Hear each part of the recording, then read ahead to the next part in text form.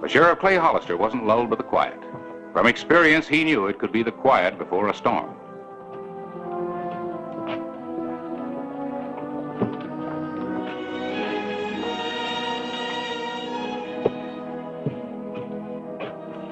And the storm was brewing a few miles away in the town of Quartz Hill, where Marshal Vern Fawcett was taking one of the notorious Holcomb brothers into custody.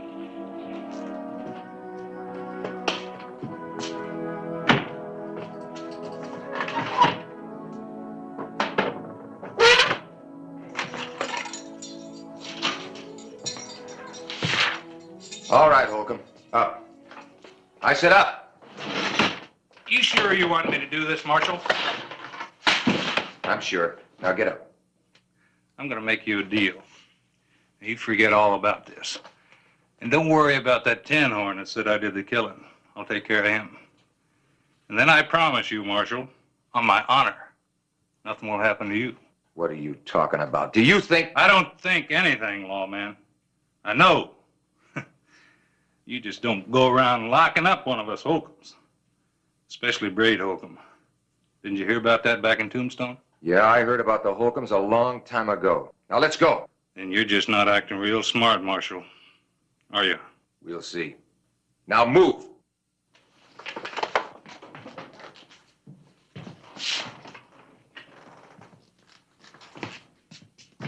Once you lock me in that jail, you're a dead man. I'm not fooling with you. I'm telling you straight. I'll take my chances. Now get in there. You're not taking any chance. I just gave you the only one you're gonna get.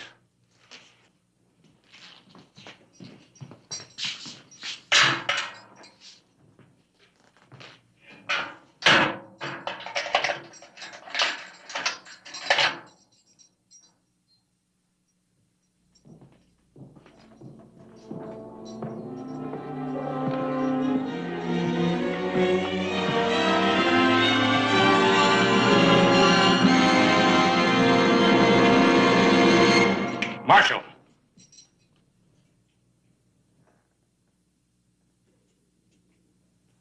Open it.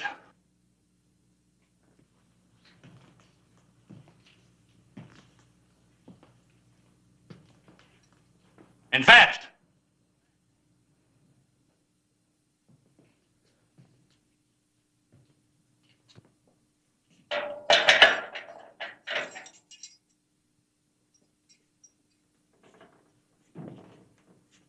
Thought you heard about the Holcombs. I warned you, nobody locks us up. And when they do, they gotta know more than you do. I'm gonna kill you, Marshal. Move.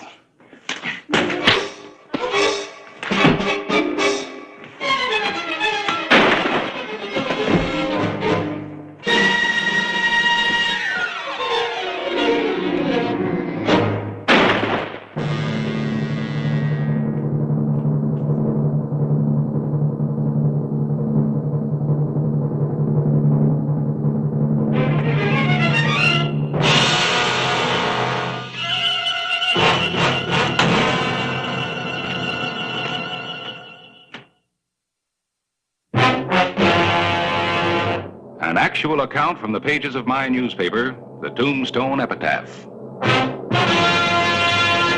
This is the way it happened, in the town too tough to die. Tombstone Territory.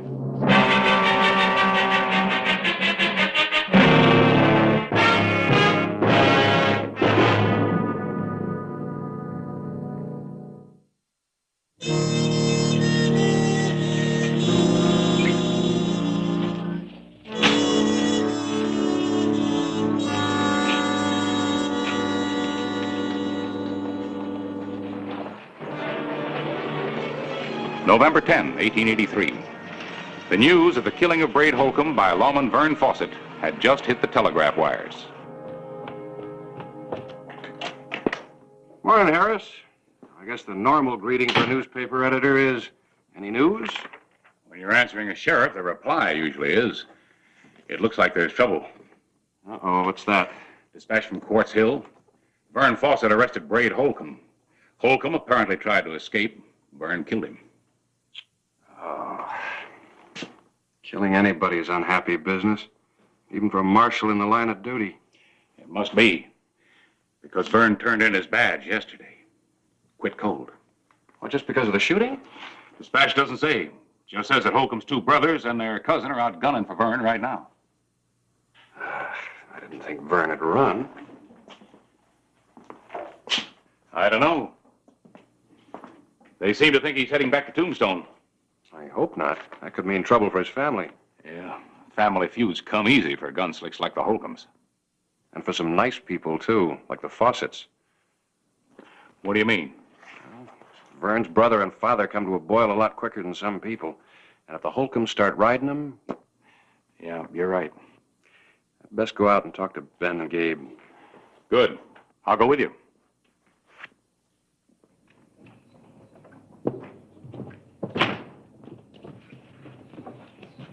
My horse is down at the livery stable. Why don't you pick me up as you pass that...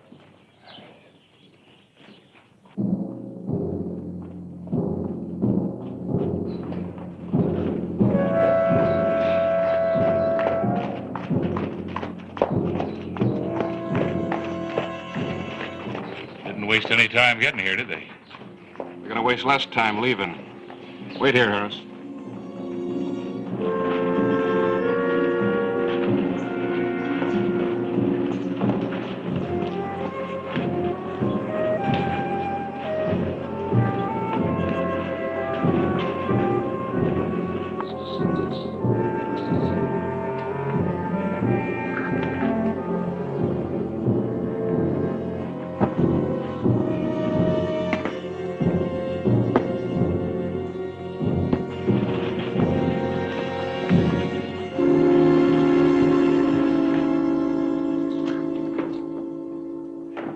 Hunk?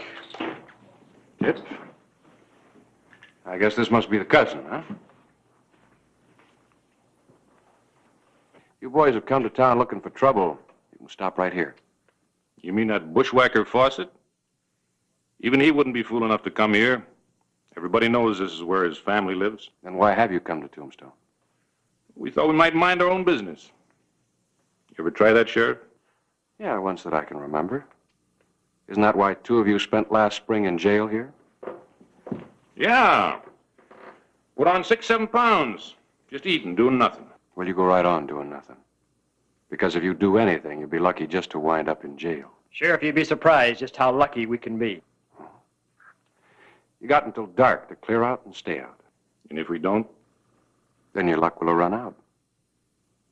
You've got less than 5 hours.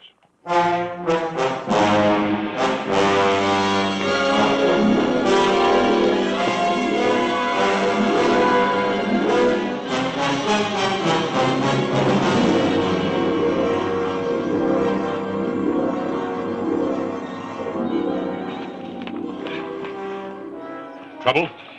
Could be. I'm gonna ride out and see Gabe and Ben. I'll be back as quick as I can. You keep an eye on them, right?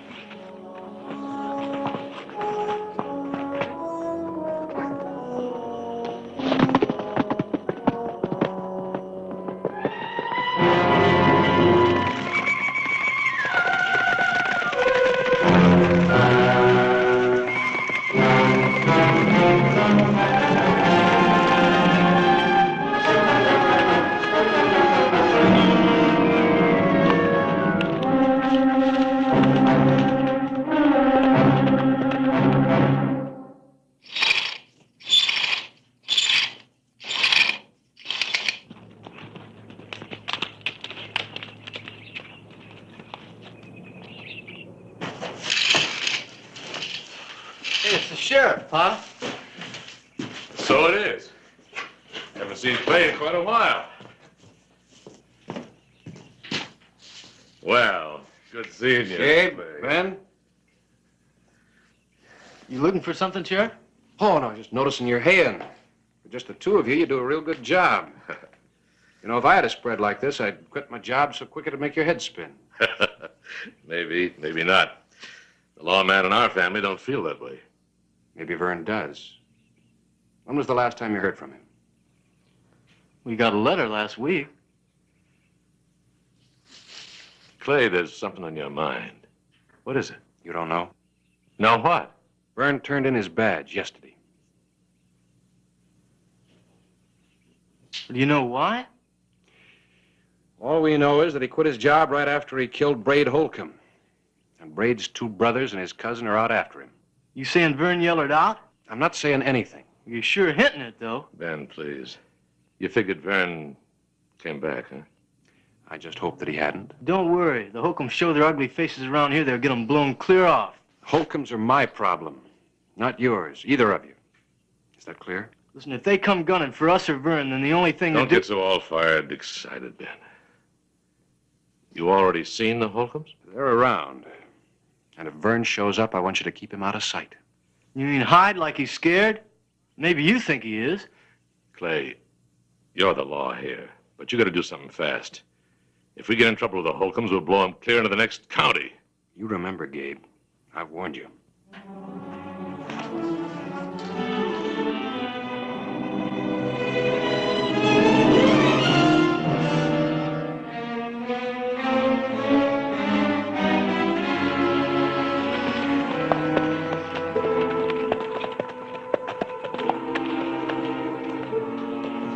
Come on up to the house and see if your brother's come home.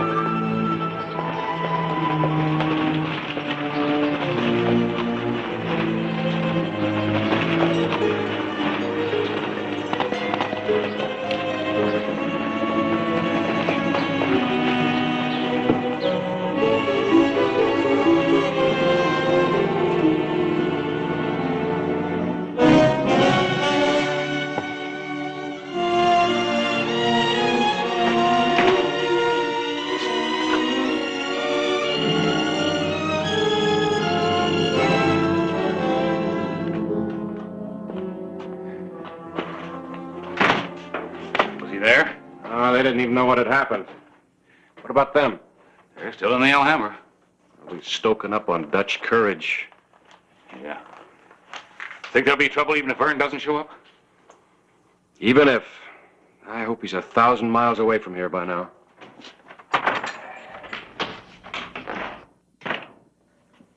Something wrong? You two look like you've just seen a ghost. Maybe we have. Name of Vern Fawcett?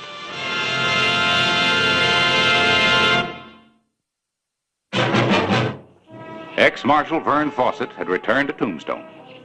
And a welcoming committee, comprised of the Holcombs, was waiting for him just across the street. The way you two jumped when I came in, I thought maybe I'd done something wrong. You have, Vern. Wrong? In resigning? Coming back to Tombstone. I put his horse out back, Clay. Thanks. Why? I've got as much right to be here in Tombstone as the next man, even more. Maybe he doesn't know what happened since he quit.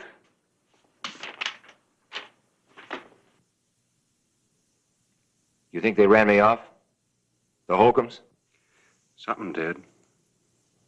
What? I'll tell you what. That star that you're wearing. A badge that gives one man the right to gun another one. It also makes a very good target. Men get killed wearing it. You shot men, Clay. I never did.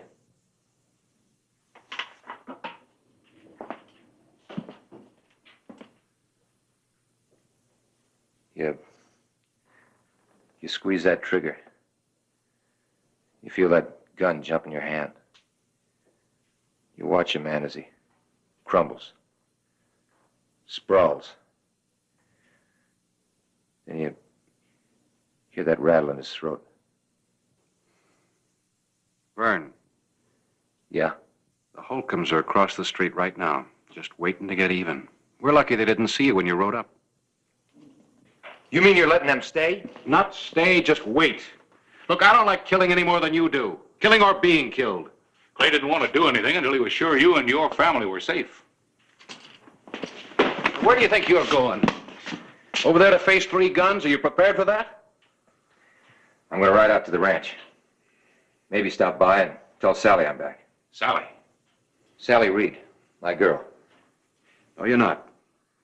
You're going out that back door and you're going to make tracks for Tucson. Run out now when I know they're here?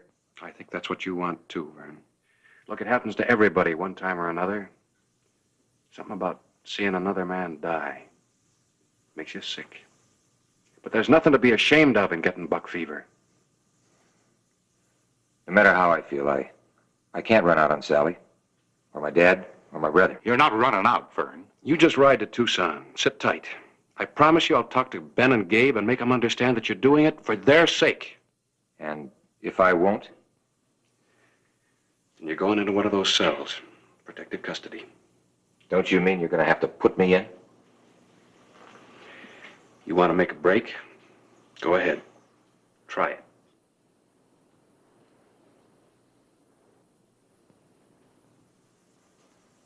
No. I can't, Clay. All right. Now, once you get to Tucson, you wire me. You'll be back in Tombstone just as soon as the Holcombs leave.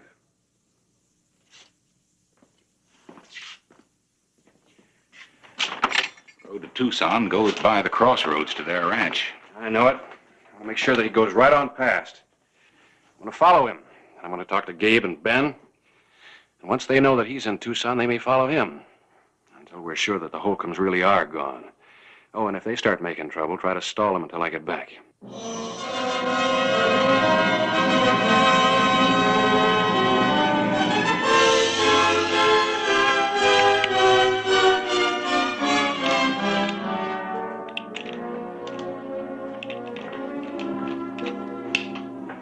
This is driving me wild. We just can't go on waiting here forever.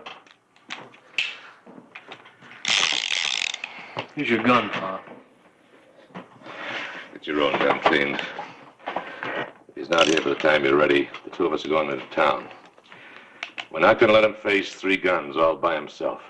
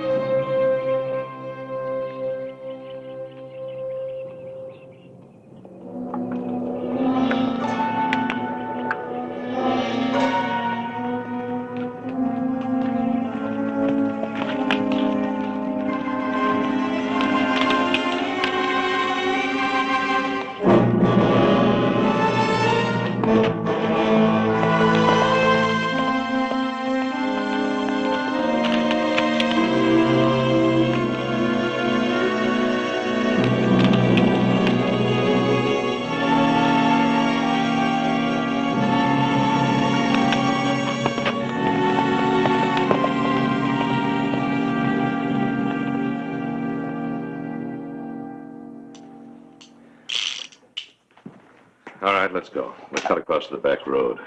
The back road, Pa? If they are waiting for Vern or us, I don't figure to ride into a trap. You're right. Maybe surprise will help us when it's 2 against 3. Could be 2 against 4 if that sheriff gets in the way. Nobody's going to hang around gunning for us or Vern. Come on.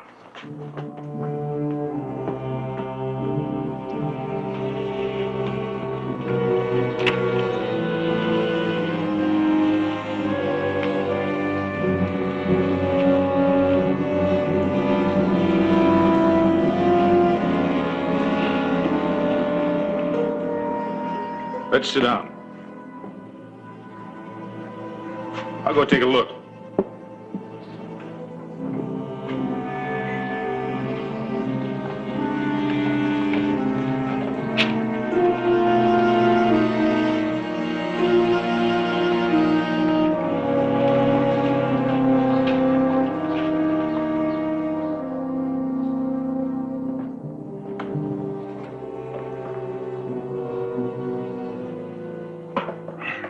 Anything? No.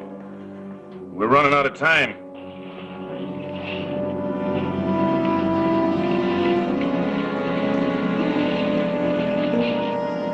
I thought you were so sure that tin badge would run out and tell his old man we were here.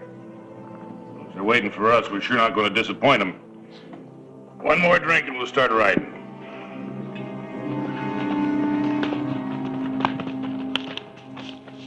Gabe? Ben!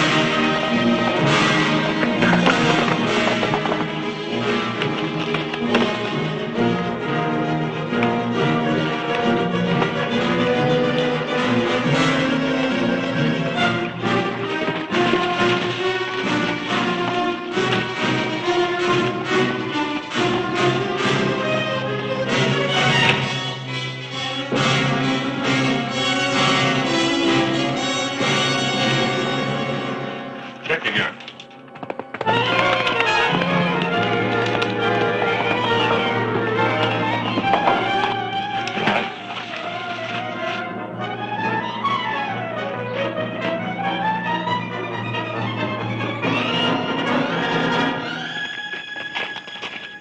Gabe, get off the street!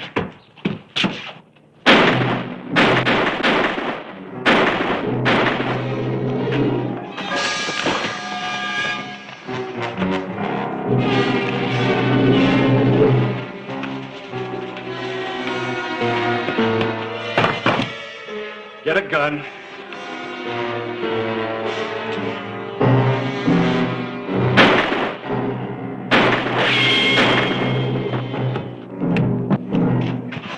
Gabe!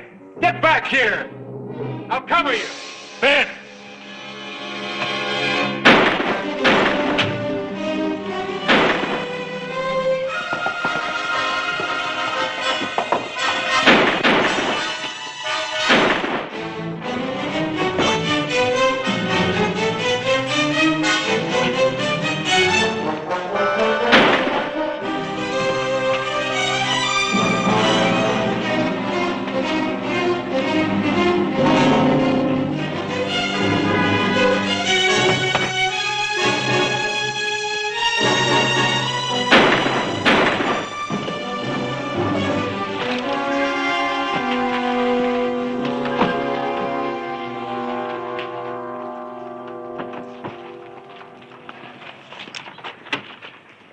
Looks like the Holcombs will be staying in town after all. She was alive.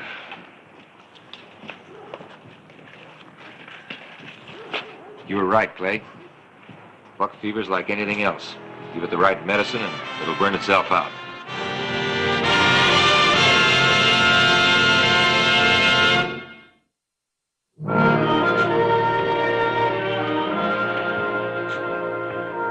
Gabe! Well, how are you two fellas doing? Well, Ben's fine, just a little nick. Huh? Doc Cunningham says I can throw this thing away pretty soon now. Well, I got a fair exchange for you. I got one of these as deputy. I'll trade it to you for that cane. No thanks, Clay. I think I'll see how good I can do with a rope and a branding iron and Sally if she'll so have it. She better have you or the whole Fawcett tribe will come after her roaring for trouble. All I ask is when she says yes, you tell me. The epitaph can use a social, civilized item for a change. Well, so long, All right.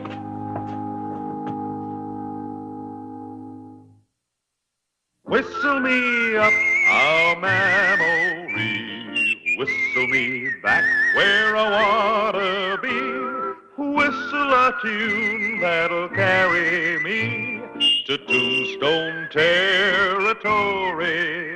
If your past has run afoul of the law, it's a handy place to be. 'Cause your future's just as good as your draw in Tombstone territory. Whistle me up a memory, whistle me back where I wanna be, to Tombstone territory. Hey, what's the matter? Sheriff. Well, one sheriff, two of us. That trail, up the side of the hill there. Come on. What's the matter, Lugo? We don't know nothing. You afraid of him? I said, come on.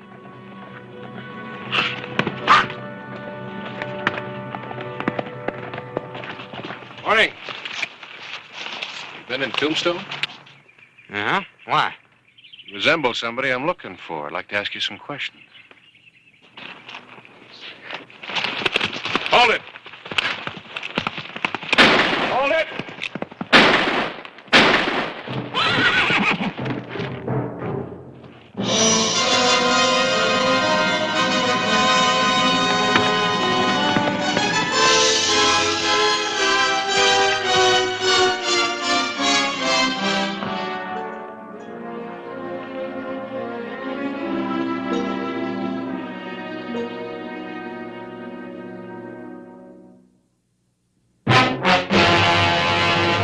An actual account from the pages of my newspaper, the Tombstone Epitaph. This is the way it happened. In the town too tough to die. Tombstone territory.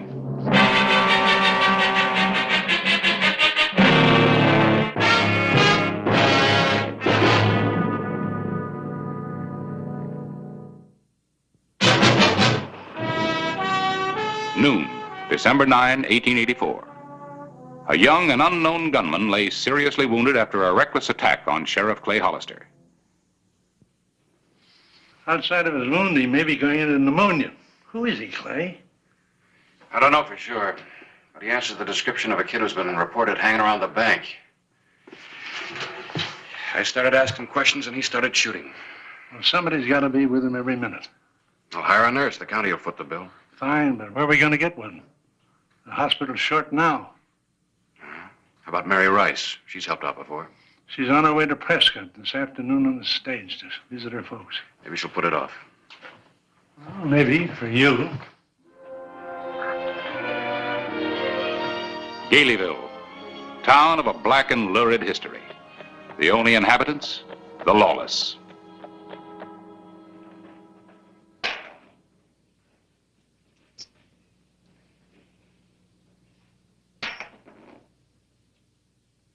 Alita, that beats you.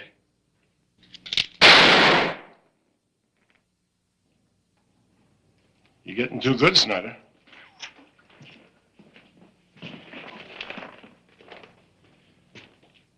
I've got to protect my championship.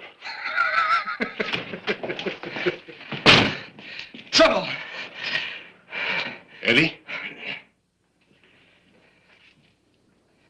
Where's Eddie? Shot down. Right in back here. The sheriff. You don't send a green kid like him to look over a bank job? Just because he's your nephew, he does anything he wants, huh? Is he dead? Sheriff kill him? I don't know. Looked like it. Anyway, took him back to Tombstone. Eddie rode up to meet him. He wouldn't listen to me. Give him a horse. You want me to go, Sam? No. I need you. I'll come back for you. They don't know any of us in Tombstone. There won't be any trouble. What does this do to our plans?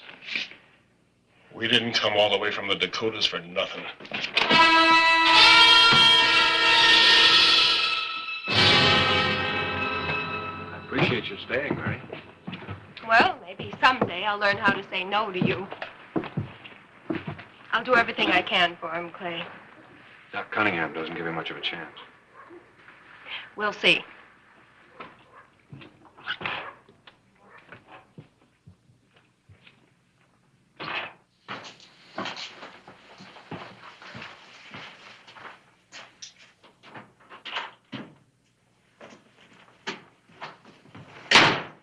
got a pretty sick boy here, Mary.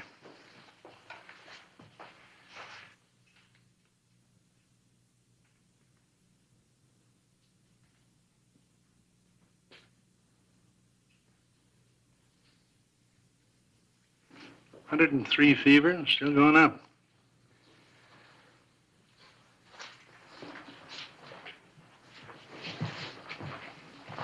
Mary, Clay, mind coming back later? thanks again for your help.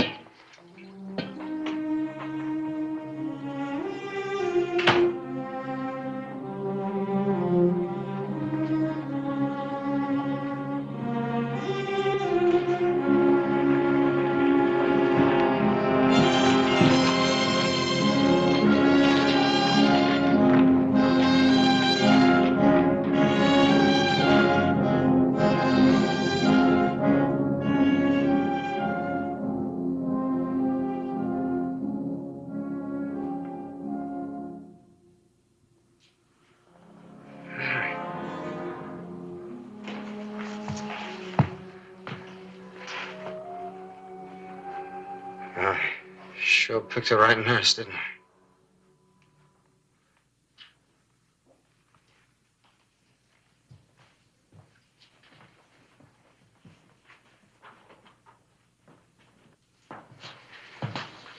Yes, Clay? Who is he, Mary? He can't really be a criminal. He was never even really wild, no matter what people said. All right. Let's start with his name and where he wasn't really wild. Look, Mary, if missing me is all he's guilty of, there won't be any charges. His name is Eddie Casper. He's from Prescott. I haven't seen him in, about 6 years. Casper. Nobody by that name's wanted for anything that I know of. What about his being wild? Oh, he was noisy, the way kids are. And he always wanted a fast horse so he could kick up the most dust on Main Street. And he bragged a lot. Mostly about a rich uncle in the Dakotas who he said could buy him anything. Who was his uncle? I don't think there really was an uncle. Well, didn't you ever make things up? Sure. Look, Mary, Pete and I have to go to Bisbee tonight. Mine payroll. I'm gonna leave a guard right here. Oh, that won't be necessary. People can change a lot in 6 years. Be back tomorrow noon.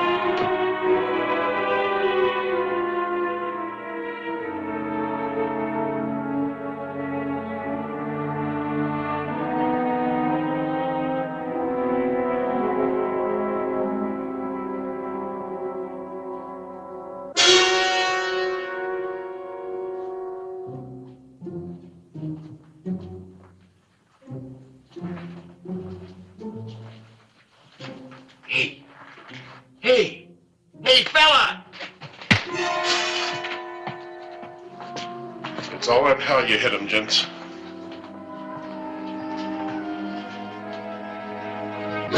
Yes? We're taking that boy. Why? Who are you? His kid. His kid? I'm his uncle. Don't yell. Don't do anything. Eddie? Eddie, how you feeling, boy? Sam, I'm sorry, Sam. There's nothing I can't get you out of. We're taking you back. You're not taking him anywhere. Moving him now could kill him. We got a wagon full of straw. Easier ride than the way he got up here. He's verging on pneumonia. He needs constant care. And he's gonna get it. Good care.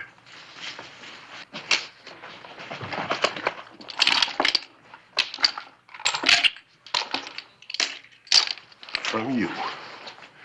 When Eddie's well, you can come back. Fair enough?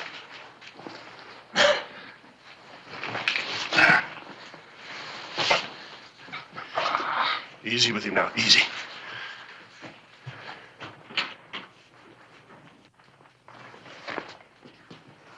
leave a message for the sheriff. Something he can understand.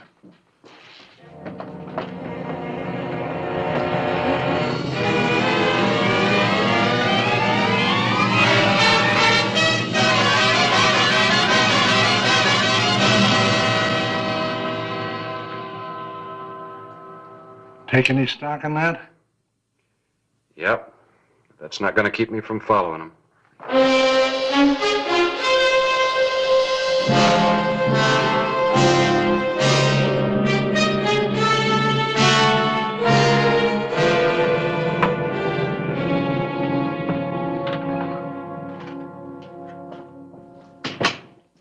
I'm going in to see him. You'll not. The trip is too much for him. His life doesn't mean a thing to you, does it? It's the only life it does. Well, then from now on, you're going to do exactly as I tell you. Here. This is a list of medicines and supplies that I have to get from Dr. Cunningham at the Tombstone Hospital. What's all this? Latin. Pharmacological Latin. It's the only way medical supplies are ordered, and Eddie would die without them. I'm warning you, if this is a trick, tell them where we are. Is my name on it? Does it say anything about Galeyville or you?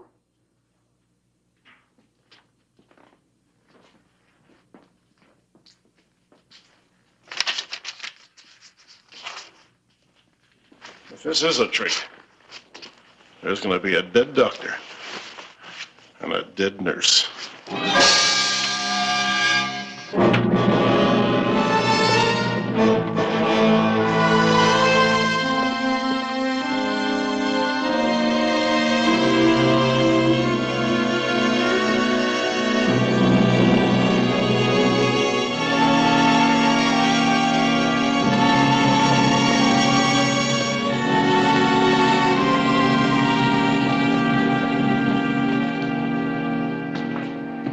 We don't even know who we're looking for. We'll find out. Just keep asking questions. Did you get any answers? Not today. We'll be going out again tomorrow. What do you want to see me for? Here's a note. All right, what is it? It's from Mary. It's an order for medicine written in Latin.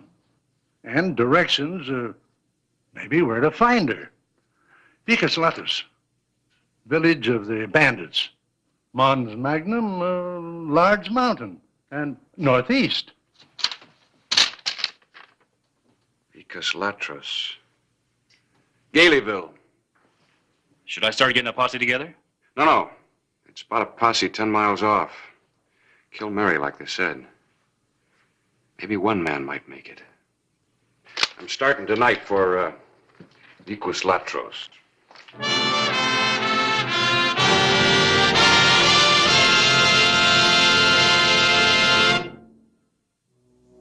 December 12, 1884. Sheriff Clay Hollister rode a little-known trail through the Chiricahuas to Galeyville, where Nurse Mary Rice was being held prisoner.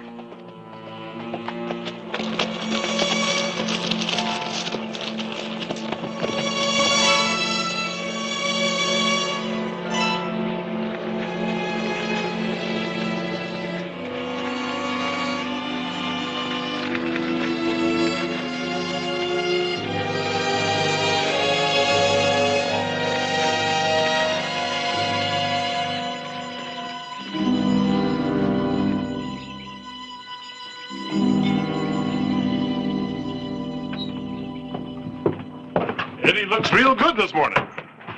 He'll have to stay in bed at least another week. Weak, huh? Thought you was itching to get out of here. I am. Well, you just let me know when you're ready.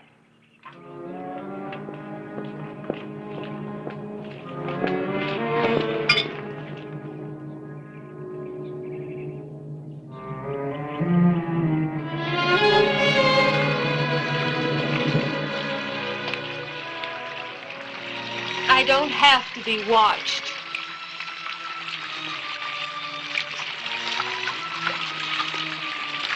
I'm here to do a job, and I'm leaving when it's over. Yeah? Tell Hoskins.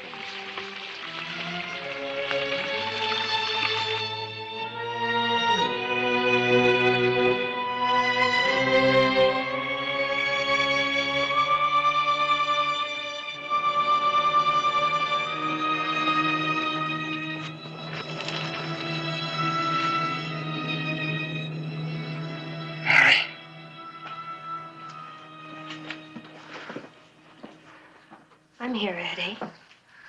Please. Just stay here.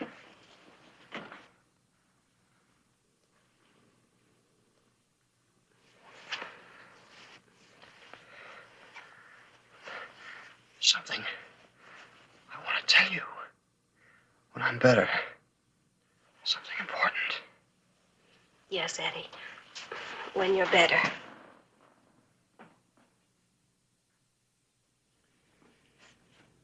How long are you going to keep her here, Sam? She's a lively, handsome young woman. Look, Sam, she's seen enough and heard enough to hang us all. How much longer? You'll be the first one to know, Snyder. You're the one who's going to see to it that she doesn't hang us.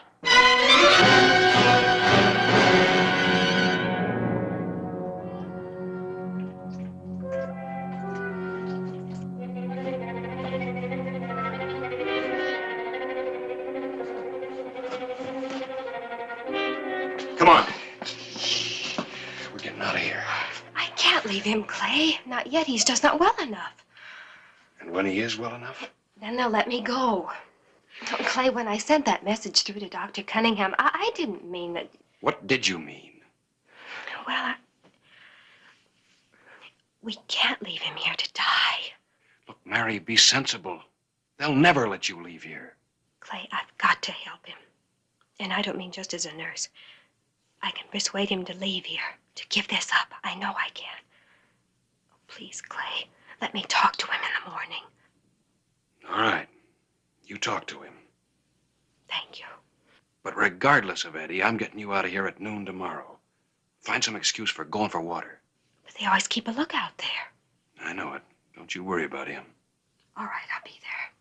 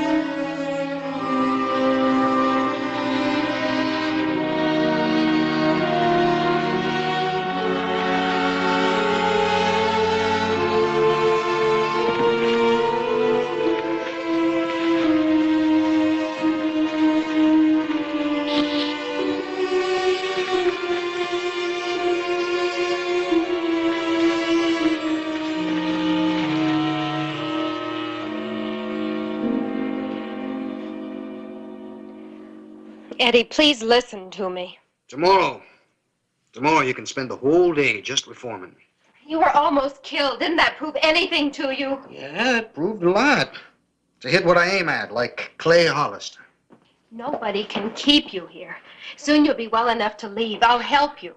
I want to help you. Why? Because you mean a great deal to me.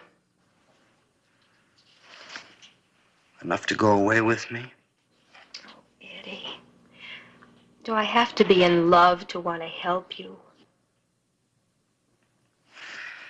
You seem to forget I joined up with my uncle because that's the way I wanted it to be. You don't want it. You're still young. You could have a real future for yourself. You could go to California or back east. Well, in no time at all, you could have a wonderful new life. I got everything I want right here.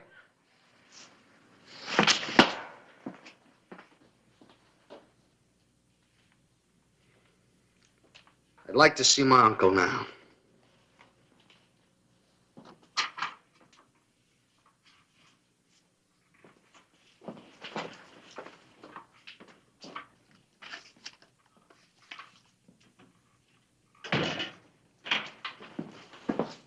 Eddie would like to see you.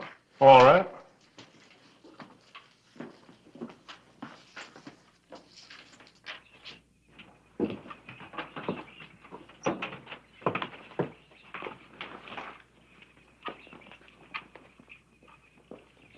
Mr. Snyder, I said you'd be the first one to know, didn't I?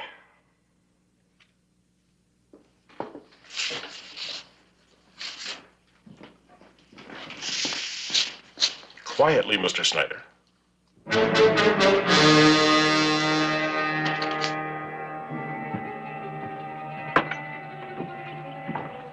Let's go, Hugo.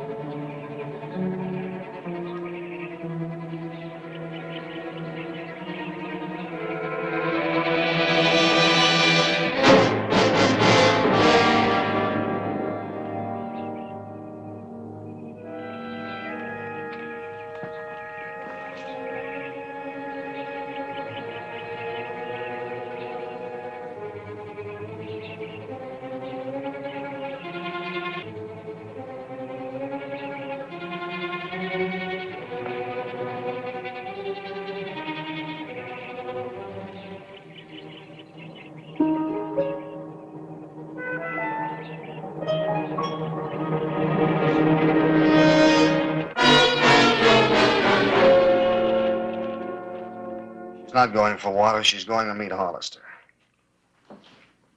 Why didn't you tell me all this before? How could I? She was here all the time.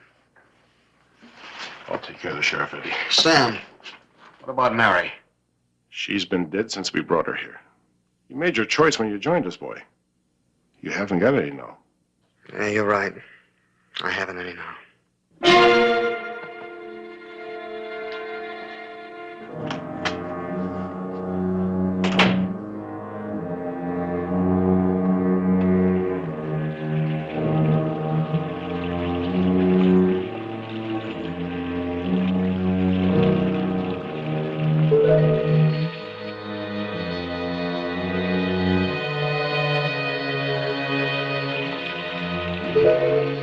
Mary!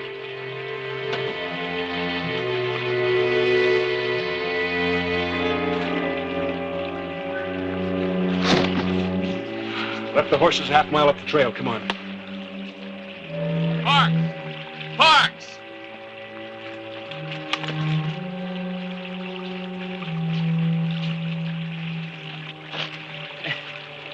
Hey, you suppose Parks took her for a little walk? Come on.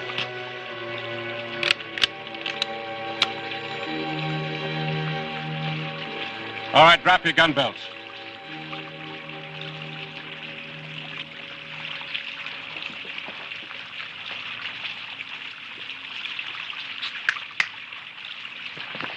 Mary!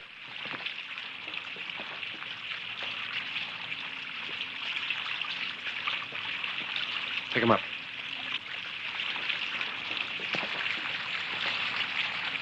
Leave them be, little lady. Drop your gun, Sheriff. Drop them!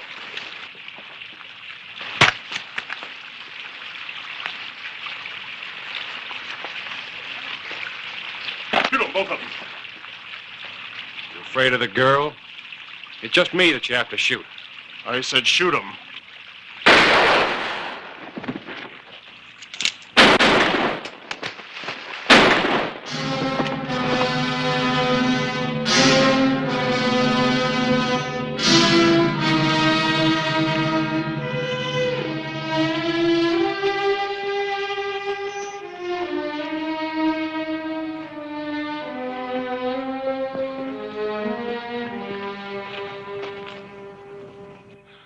You were right. I had no choice.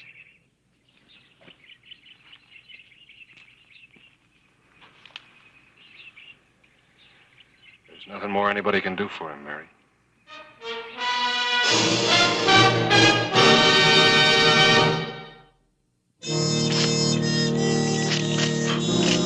Oh, Mary!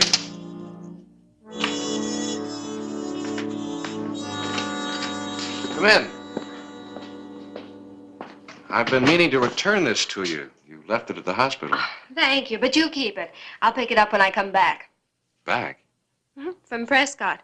I'm finally on my way. I'll miss you. Hurry back. Clay, what will happen to Sam Hoskins now? Oh, I don't know. He'll stay right here in jail until his trial comes up, and then it's up to the court. Oh, I see. Well, I better not miss my stage after all of this. Good trip now. Thanks. And I will. Will what? Hurry back.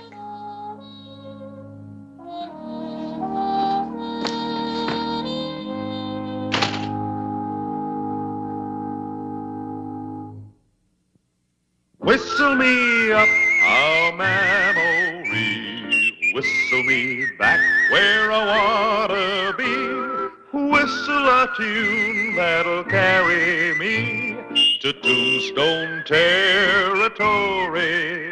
If your past has run afoul of the law, it's a handy place to be. 'Cause your future's just as good as your draw in Tombstone territory. Whistle me up a memory, whistle me back where I wanna be, to Tombstone territory.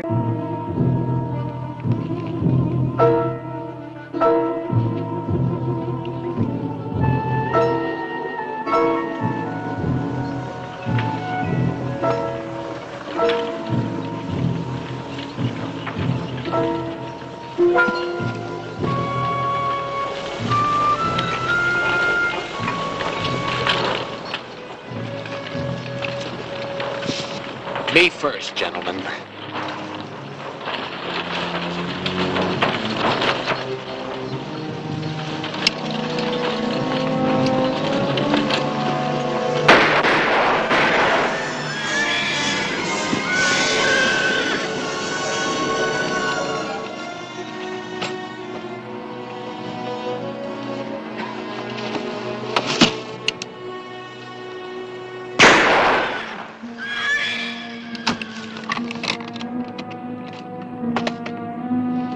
This ought to run close to $9,000. Much better than last time. Get the driver's body off and wait for me at Indian Springs.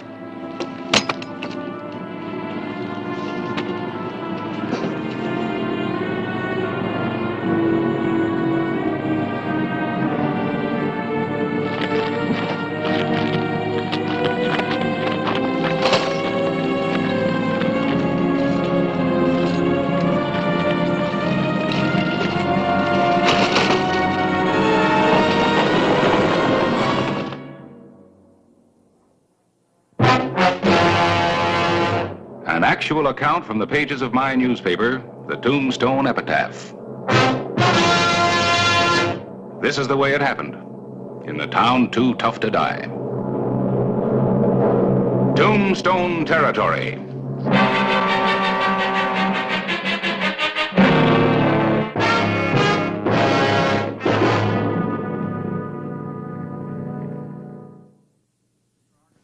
Another Argus wagon ambushed, 2 more brutal killings, and now, for the first time, committed in the jurisdiction of Clay Hollister, Sheriff of Tombstone.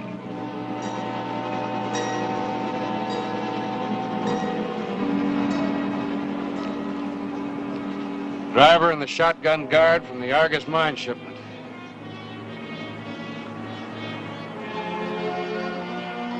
Wait here.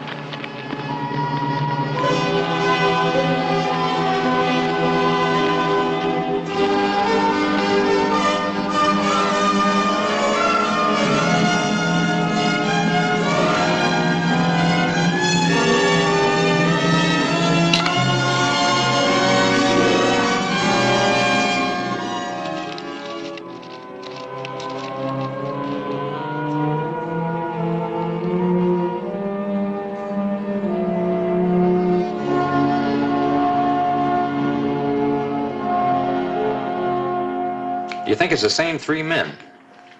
If you want to call them men. Last month, they hit that first wagon over here by Pantano. 2 weeks later, they ambushed the second wagon, Sonoita. And day before yesterday, they're clear down here. Every time it's a wagon belonging to Argus. Yeah. Well, come on, Quint. Let's go report the robbery to Whitaker. Right.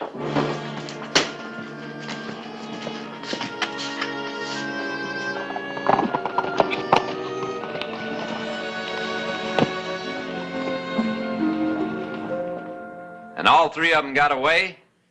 Makes you look kind of foolish, don't it, Sheriff? Oh, come on, Burgess. The sheriff isn't responsible for the entire Arizona territory. He's responsible for Cochise County. You don't even know who you're looking for. I know what I'm looking for, Burgess. That's how they get their information.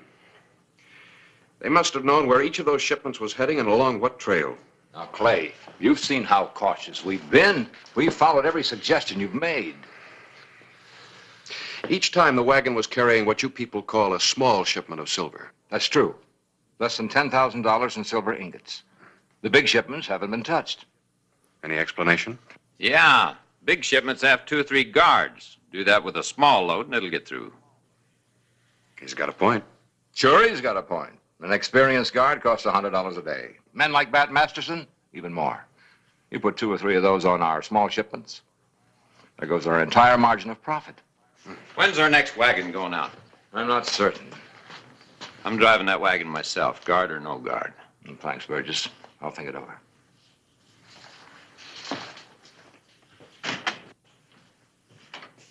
You think he means it? I believe he does. I also believe that if he does take the next wagon out, there's a good possibility that it won't be attacked. Meaning? Clay, there are 5 men who know the details of our silver shipments. 4 of them are officers of the company. The 5th man is Burgess. You think he could be the contact with the killers? I don't know. There's one way to find out for sure. Let him drive that next shipment. I'll ride shotgun. You're the sheriff. You call it. I've called it.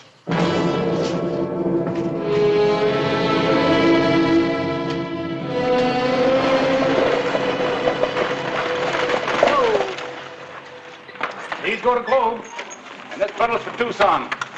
Thanks.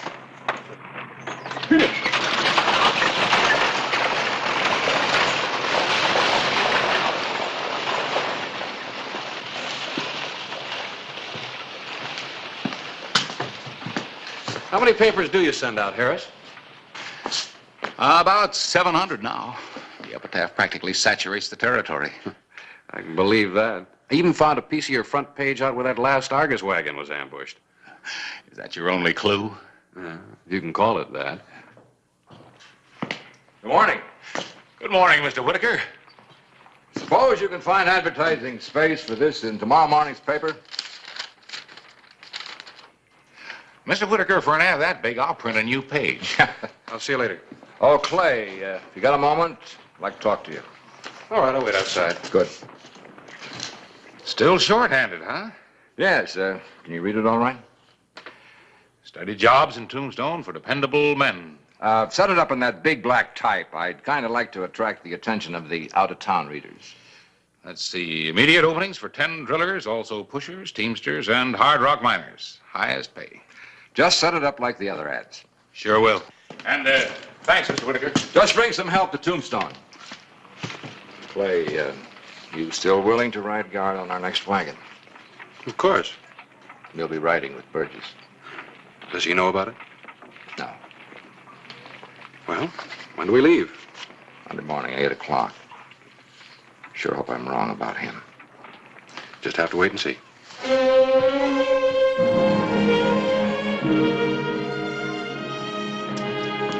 Boy, I'm glad you brought the wagon back. Where'd you find it? Not far from Indian Springs. Horses had been unhitched and they were grazing nearby. How do you figure it? I don't know. Looked like 3 horses left the scene of the ambush, but only 2 of them were being ridden. One man must have driven the wagon and left it near Indian Springs. Well, it's all loaded and ready to go. I hope we don't lose it this time. Here comes Burgess. I'll let you break the news to him.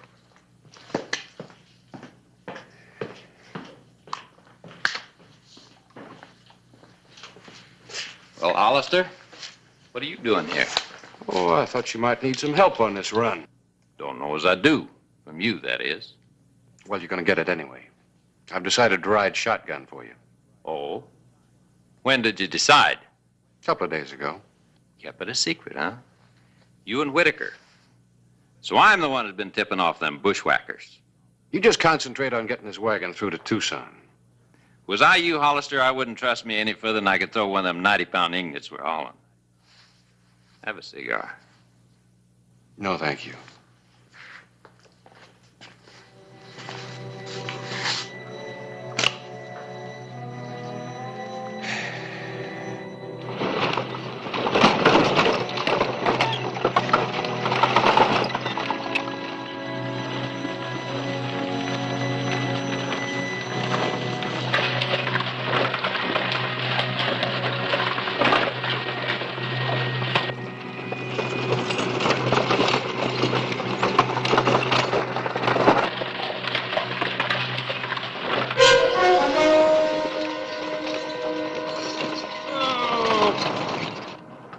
Just a little rock slide, Sheriff. I don't like the look of it. What's the matter? You nervous? You mean I'm going to have to go out there and clear them rocks by myself, huh? I'll cover you. I'll tell you what, Hollister. I'll stay here and you go out there and clear them rocks.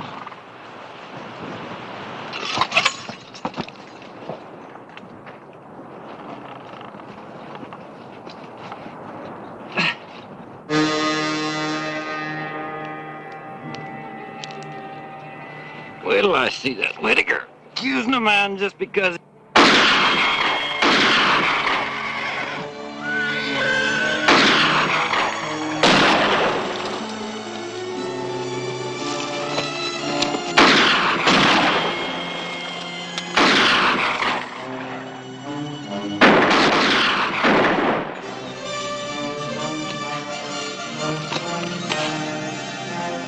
Burgess!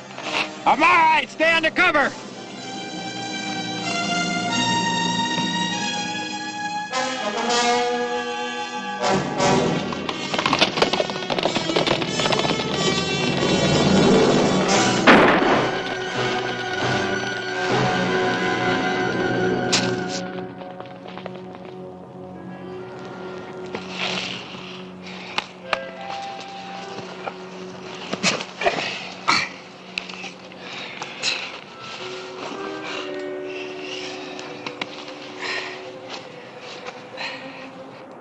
Never figured it'd jump us, Sheriff.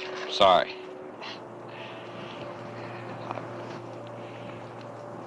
I've always had a big mouth. I'm sorry, too. I guess we had you figured wrong.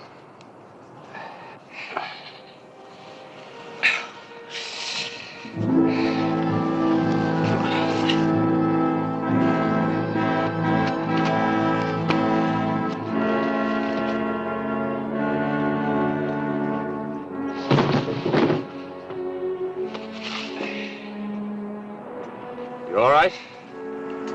Better than him. Who is he? Don't know. Never saw him before. Wake me up when we get back to Tombstone.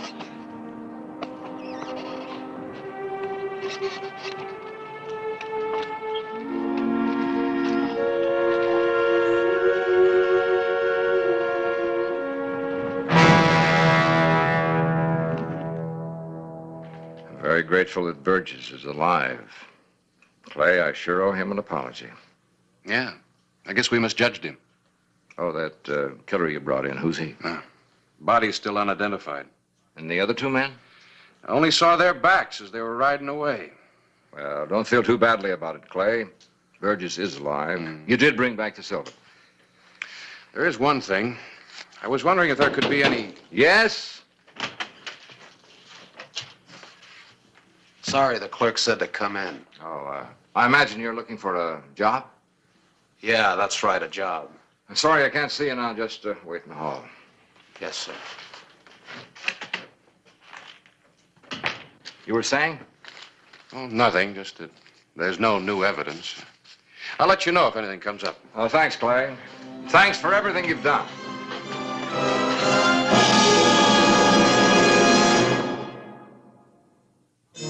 Clay Hollister had found newspaper clippings from the epitaph at the scene of both robberies of the silver shipments from the Argus mines. For some reason, he had not mentioned it to the mine superintendent, John Whittaker.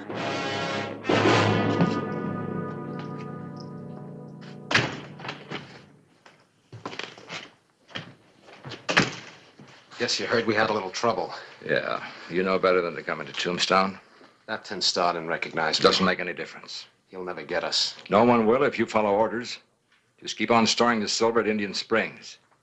Now go find yourself a new man to work with. Keep on taking your orders from my ads. From now on, I never want to see you in Tombstone, do you hear? I heard you. Hi, Harris. How about a game of cribbage? Sure. Well, how's your puzzle coming? Puzzling.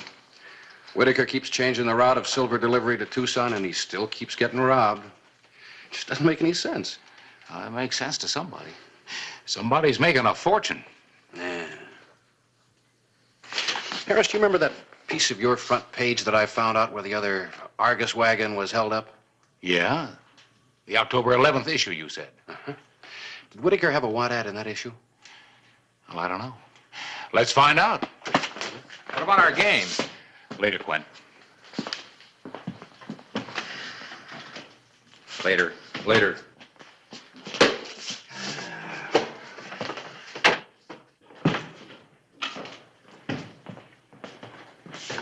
Good thing I keep a complete file of the epitaphs, or you never would solve any of your crimes. I'm glad it makes you feel needed. Where's the paper? Let's see. You said October 11th. One of Whitaker's ads, all right. And I took this one off of the outlaw who was killed. Well, that's Whitaker's latest ad. Here.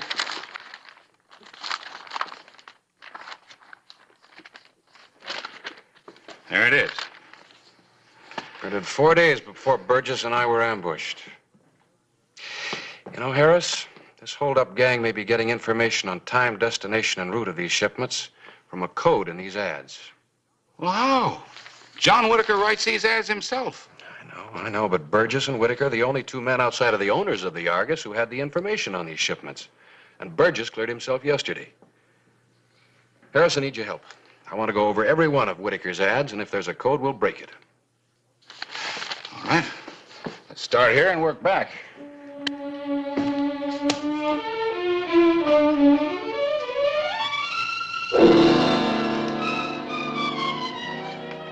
And the Pantano robbery checks, too. This ad told the killers where to go and when to get there. Well, it looks like we've broken their code. But I wish we had a few more cases to go on so we could be sure. No. More cases mean more killings. I hope that Whitaker's next move is to send the bullion by way of Fairbanks again. A repeat shipment would give us the final check on the code that we need. Yeah. Are you going to ride shotgun? You just let me know the minute that Whitaker brings in the next ad. I'll ride shotgun, all right. Maybe to Fairbanks or maybe someplace else.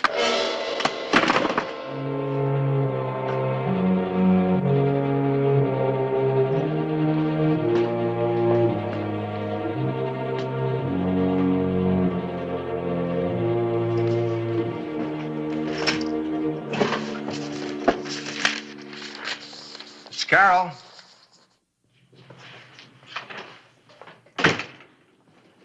You calling me, sir? Yes. I want you to take this ad to the epitaph for tomorrow's newspaper. And then, if you don't mind, stop in and see the sheriff and ask him to come see me at his convenience. Yes, sir.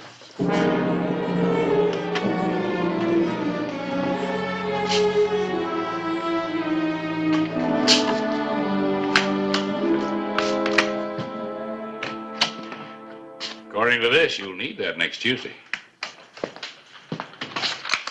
Whitaker's ad? Yep. Have you talked to him yet? No, I sent Quint instead. Needs 6 drillers at once. Now, drillers, that's the code word for Fairbanks, and 6 is the Desert Trail. Apply 7 a.m. Tuesday. That's when the shipment leaves, right? Right. When does this get printed? Tomorrow. He wants to see a proof this afternoon. All right. Print it just this way, but only for those papers that are going to stay right here in town. What did Whitaker want? A guard. You, preferably. For a silver shipment he's sending to Tucson by way of Fairbanks. When? Early next week. He said the exact day would depend on when he has a good driver available. Did he mention a route? Oh, he said he'd talk that over with you. Yeah. He's still being careful that nobody finds out too much, except for his own gun slicks. Well, we'll just have to see that the gun slicks are far away from Fairbanks. All right, Whitaker will see his ad, just as it's written here, just as he wants it. But for the out-of-town papers, make it read like this. Change 6 drillers to 8 hard rock miners and make the departure time 4 hours later. That's right. I want to give those outlaws plenty of time to locate a good ambush spot on the canyon trail to Tanque Verde.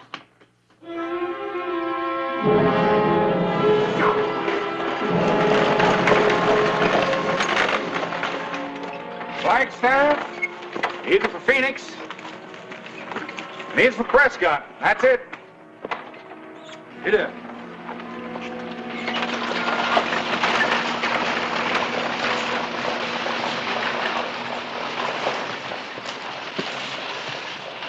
There they go, Clay. Those copies have Whitaker's ad with the changes you made. Local edition, word for word, the way Whitaker wrote it. Good enough. Brent and I are seeing Whitaker on Monday. We got a story cooked up that'll keep him happy until Tuesday. Well, this about tomorrow, gentlemen? Either Quentin or I are riding on that shipment to Fairbanks tomorrow. Why, Clay? It's a little late to get out the guards, and I don't think I should postpone it. Well, you don't have to postpone it. Send it without guards. Got this message from the sheriff of Pima County. Argus gang reported seen in Tucson and heading west. Large cash silver ingots located and being held in Tanque Verde. Suggest Argus authorities try to identify as loot from recent robberies. Tanque Verde? Why, that's impossible. Impossible, Mr. Whitaker? Well, it's worth looking into, even if the mill stamps have been hammered out. They have been hammered out? Yes, but you should be able to identify ingots from your own crushing mill anyway, shouldn't you? Why, yes, I should be able to recognize them. What do you want me to do, Clay? You drive a wagon to Tanque Verde yourself. Quentin and I'll ride shotgun on whatever you bring back. Fine. But you sure that wagon to Fairbanks won't be waylaid? I'm sure of it.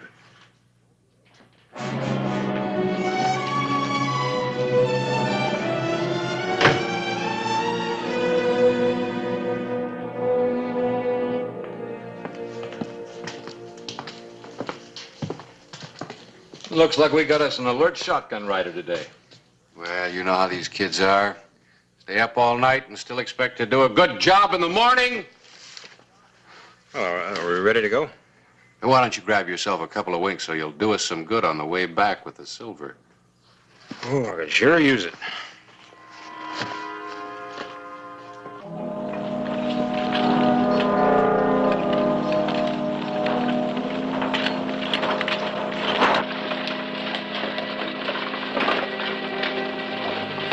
Sound asleep.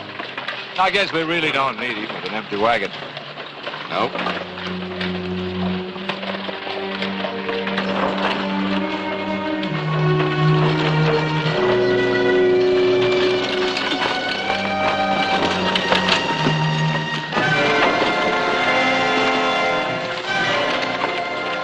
Reach up. You're covered front and rear. Don't shoot. It's Whitaker.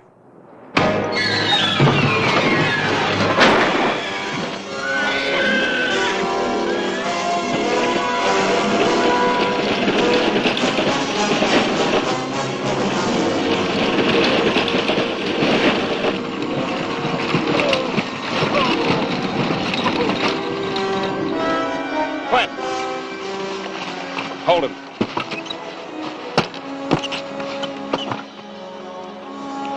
Hold it. You won't need those guns. Drop it. Start climbing.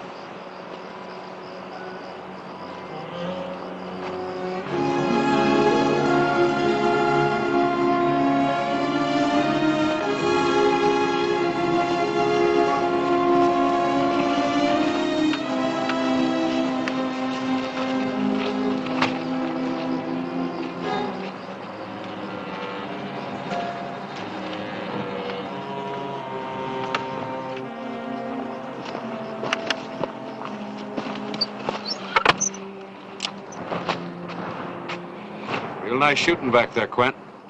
Especially for a fellow who's fast asleep. Sure put him to sleep. Time to wake him up. Come on, Whitaker, get up. Can't lie there all day. Oh. Gotta make room for some friends of yours. You won't have any trouble identifying them. Come on, get up in there.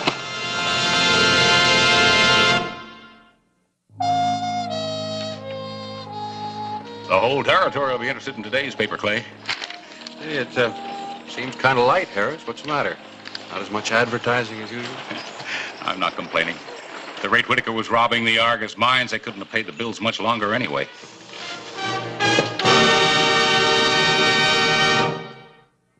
Whistle me up a memory, whistle me back where I wanna be.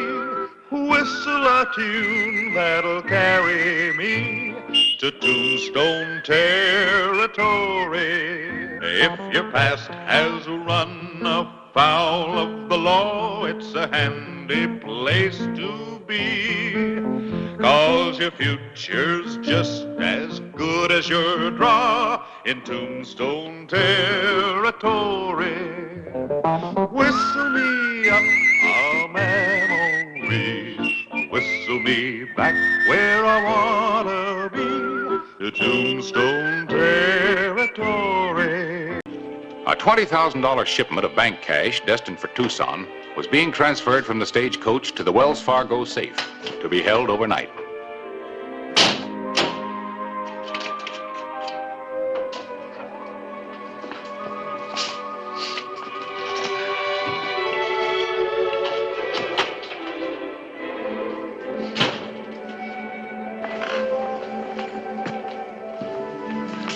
Can I help you, ma'am?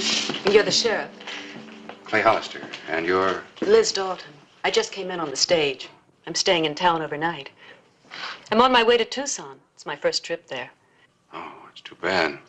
That's Tombstone's loss. But you're welcome anyway. It's my deputy, Quint. Hello. If we can be of service? You can. For one thing, I thought perhaps you might recommend a nice place for me to stay. Oh, well, there's the Russ house just down the street. It's about the quietest place in town. Thank you. Oh, Sheriff, do you think that I might arrange to leave these in the safe overnight? Well, that'd have to be up to the Wells Fargo people. I'd feel a lot safer if I could. They're quite valuable, my jewels. Most of them are family heirlooms, so naturally they mean a great deal to me. Sounds like a good idea if it's all right with Sam. Sam? Miss Dalton here would like to use your safe. Well, sorry, the safe's for company business only.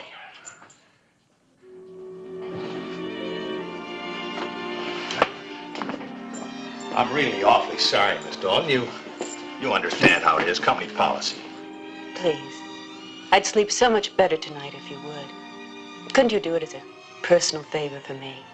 Well, I think we can arrange it in your case, Miss Dalton. Well, the company wants to accommodate us travelers. Thank you, Mr. Wade, Sam Wade. Thank you, Mr. Wade. Come with me. Put it right there in the case. I'll check the jewels. Yes. You got a string of pearls, 2 diamond earrings, and 2 brooches, correct? That's right.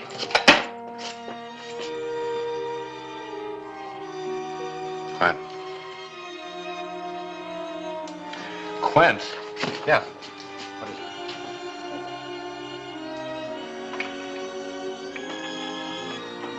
I think I can take care of things here if you want to go finish your round.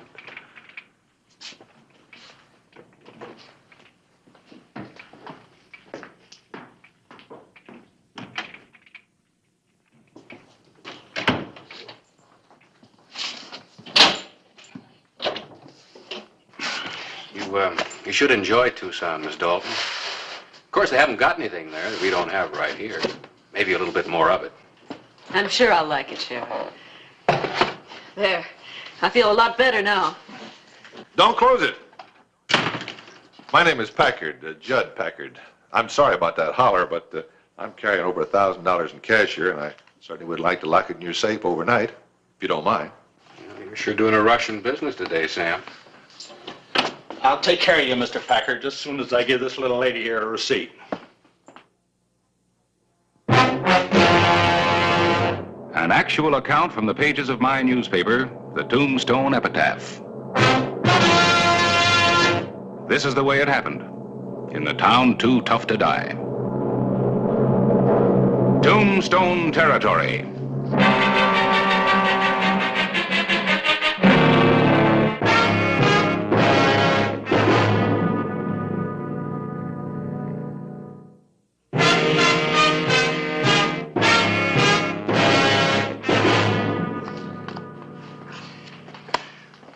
Well, I was just going to do that. Well, saves you the trouble. Thanks. Now you can move this whole... All right, I see it. Why, a fellow named Packard over at the Oriental wants to see you. Said he needs your help. Packard? Oh, yeah. What did you want? Well, he's in a big ruckus over a poker game. Looks like it could get serious. All right. I'm going over that way. I'll walk with you.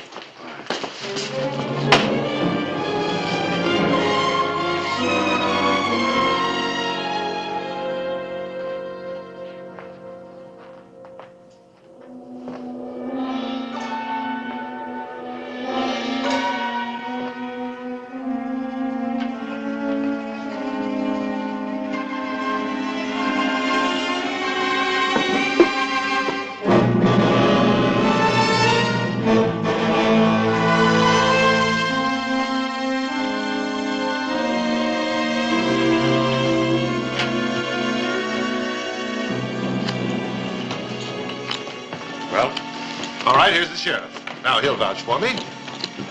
What seems to be the trouble? He's lost all his cash. Wants to keep on playing. I want to see the money. We're going to keep on playing, mister. You're not quitting until I've had a chance to win back. Easy, Packard. All right.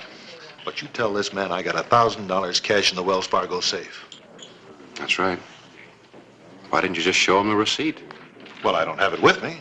It's up in my hotel room. Is that right, Sheriff? Sure it's right, or I wouldn't say so.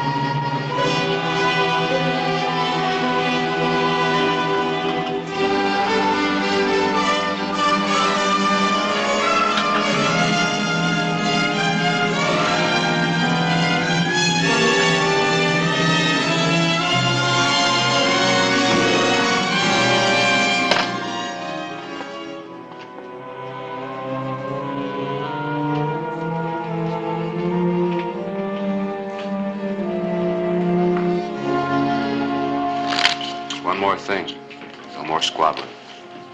Keep the game quiet or it breaks up. Oh, Sheriff. Yeah? You know, it might be a good idea if you stuck around for a while. What for? Oh, sort of keep an eye on the game. After all, man's been as lucky as Todd here. Winning steadily, hand after hand. Might just learn something. You accuse me of cheating? Well, you don't mind if the sheriff watches, do you?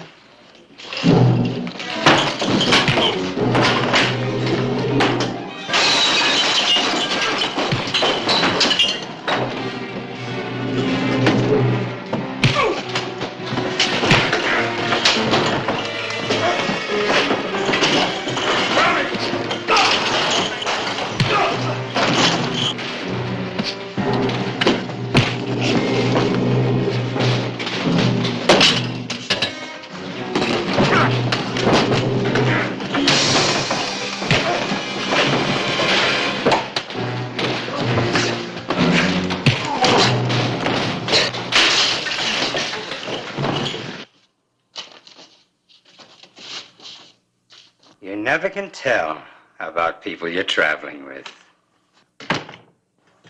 Now you take me. All you know about me is that I'm a salesman, traveling in the same places as you and Judd Packard. So? So I'm a lot smarter than you think I am, because I found a way of making some real big money. How? Oh, I've got all kinds of things to sell, like information. Do you realize there have been 2 safe robberies, big ones, in towns that we've been in? All right. We'll cut you in. But if we get caught, there won't be anything for any of us. So let's get out of here. Where to? To hide this. But I'm going with you. This afternoon, when your friend Judd Packard rented their horse at the livery stable and went riding, I followed him. So I know just where you're headed for. I'll see that you don't get lost.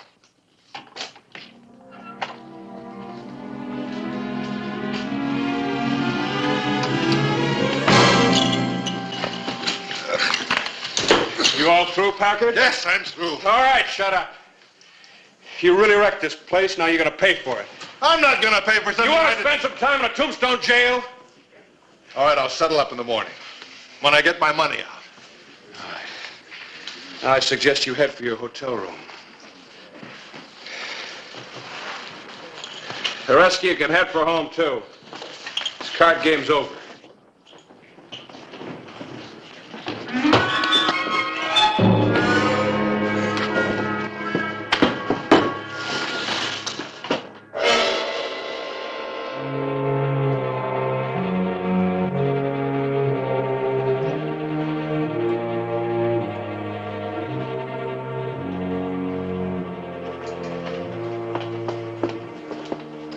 Wait. This is far enough. I've decided. We don't have to hide it. But we're strangers here. The sheriff might search our rooms. Judd will come back for it in a day or so. That's the way we always work it. We'll decide on the split then. Oh, I've already decided on the split. What do you mean? This one's mine. All of it. Oh, no, you don't. Oh, don't I? You think the price of freedom for Packard and you is too high? Hand it over, lady. Give it to me. All right.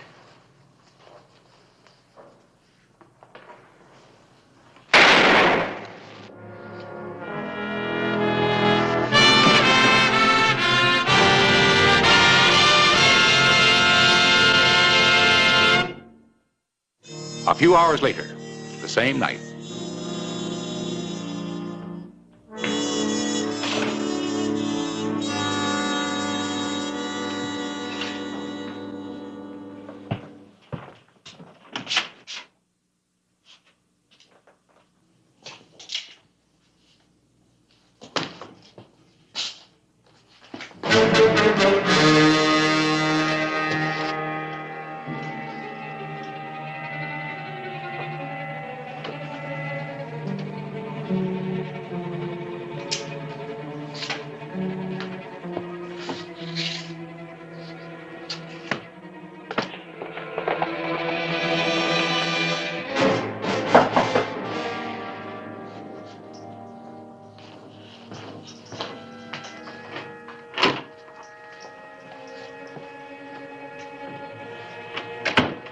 Well, did everything go all right? No, it didn't. Something went wrong. Real wrong. What do you mean?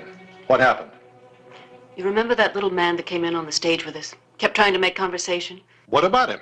He followed me. He caught me red-handed. I didn't even have a chance to close the safe. What do you mean he followed you? Just that. He was in Lordsburg when we were. Maybe Prescott, too. So? So he knew. He must have seen us make the deposits. Then when the places were robbed, he put 2 and 2 together. He's been following us. All right, all right.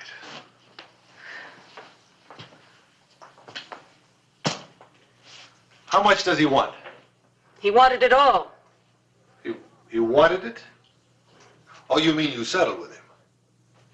I settled with him. I killed him. I had to do it. He never would have left us alone. That gun was to be used as a last resort. It was. It's done, and that's that. Not quite. You've let yourself in for a murder charge. Not me. We. You're in this, too. Oh, no. Not in the killing, I'm not. Oh, yes, you are. You're my accomplice, and don't forget it, because I won't ever. They won't catch us, Judd. And besides, we're rich, very rich.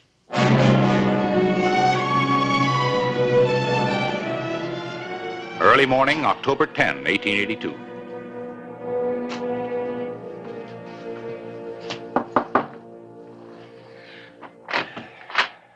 Morning, Miss Dalton. Sorry to waken you so early, but I've got some bad news. About what, Sheriff? About your jewels. The Wells Fargo safe was robbed last night. Cleaned out. Everything. Everything. But my jewels, they're family heirlooms. They're worth a fortune. I'm sorry, Miss Dalton. Of course, I'll do everything to recover them. But I'd put them in the safe so that... Sheriff, I'm holding you personally responsible, along with the Wells Fargo company. You'll both be hearing from my attorney. Yes, ma'am. But in the meantime, I'll need a description of the jewels, as complete as possible. It was a string of pearls. 43 pearls in each strand, each one perfect. Pearls 43. There was a serial number on the clasp, 578348282. 578348282. And there were a pair of earrings, gold mountings. There were 5 small, perfect diamonds in each one. That's a total of 10 diamonds, Sheriff. Your addition's as good as your memory, Miss Dalton. And there were 2 brooches, cameos. There were dates inscribed on the back. One was March 6, 1818, and the other was August 21st, I think, 1831. 21st, 1831? Yes. 31. All right. That's everything, Sheriff. Thank you, Miss Dalton. You'll be hearing from me.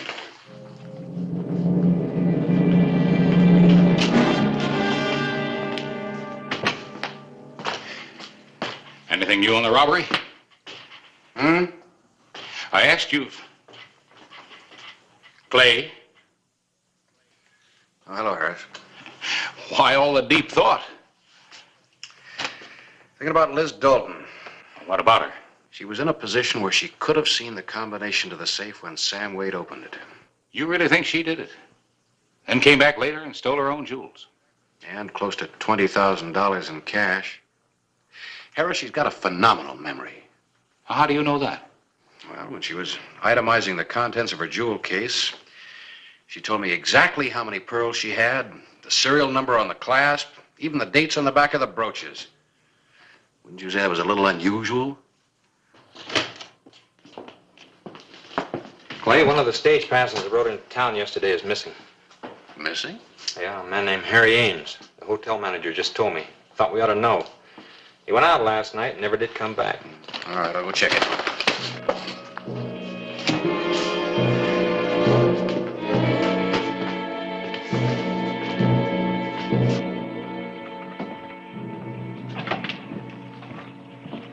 Sheriff Hollister, I was just on my way to see you. You leaving town? Yes, on the noon stage. You can contact me in Tucson at the Arizona Hotel, if and when my jewels are recovered. I'm sure you'll do everything possible to get them back for me, Sheriff. I'm sorry I was unpleasant this morning, but I was upset. It's understandable. Goodbye, Sheriff. I'd better leave while I still have some possessions left. I don't envy you the ride. That's a long, hot 70 miles. 71 to be exact. Goodbye, Sheriff. Oh, Miss Dalton. Yes? I'm searching everyone leaving Tombstone. No exceptions. Don't you think that's a little ridiculous in my case, Sheriff? No exceptions. Who should be able to understand better than you? Help yourself, Sheriff. Thank you.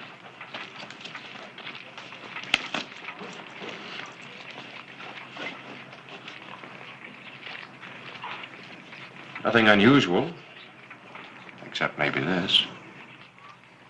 Unusual, Sheriff, for a woman traveling alone. Well, thank you very much, Miss Dalton. Sorry for the inconvenience. You can go now.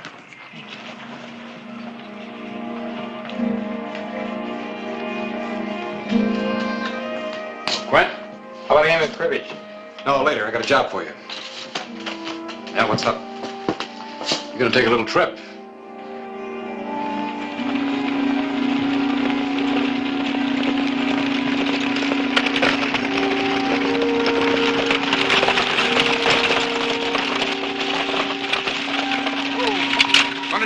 with you.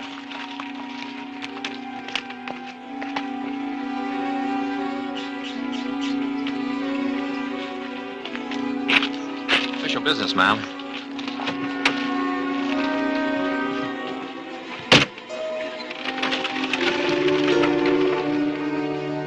Later the same day, October 10, 1882.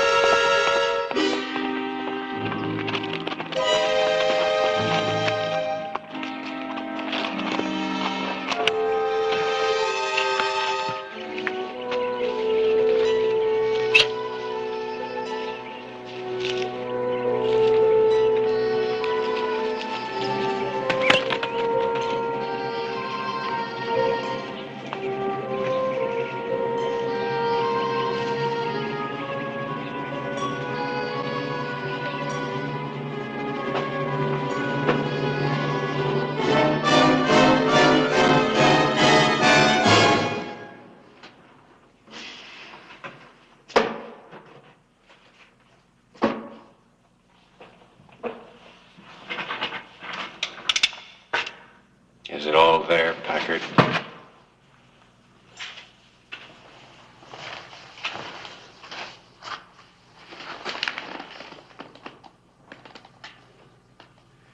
You're in this deeper than I thought. First robbery, now murder. Let's go. Leave it. I'll carry it for you. Move out.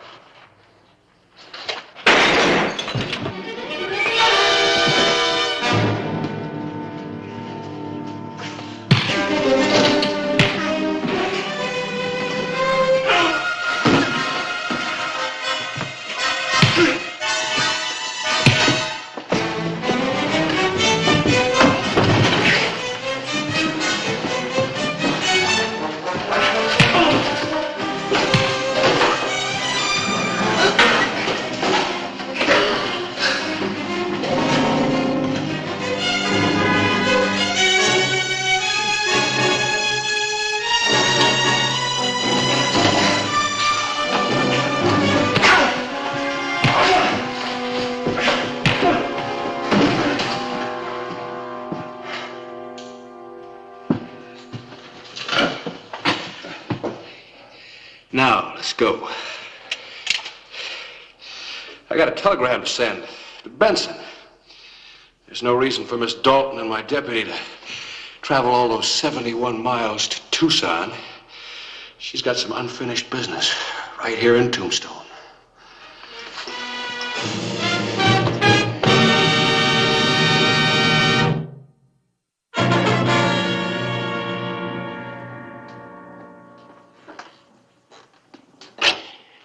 I don't know how anyone opens one of these blasted things with...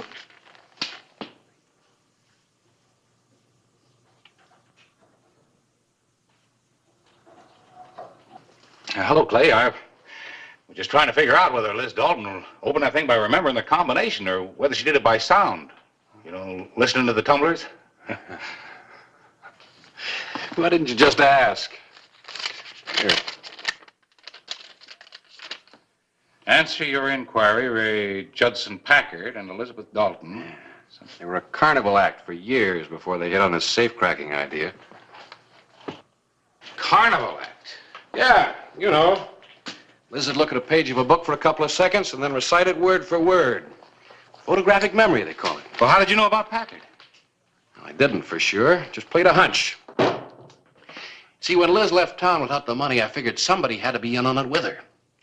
And Packard went out of his way to start that wing-ding down at the Oriental at exactly the time of the robbery. I see. So that's how she did it. Mm-hmm.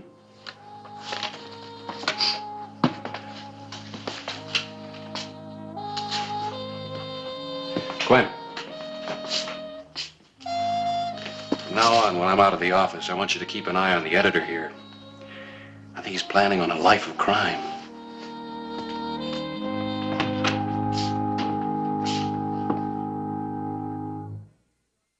Whistle me up a memory, whistle me back where I wanna be.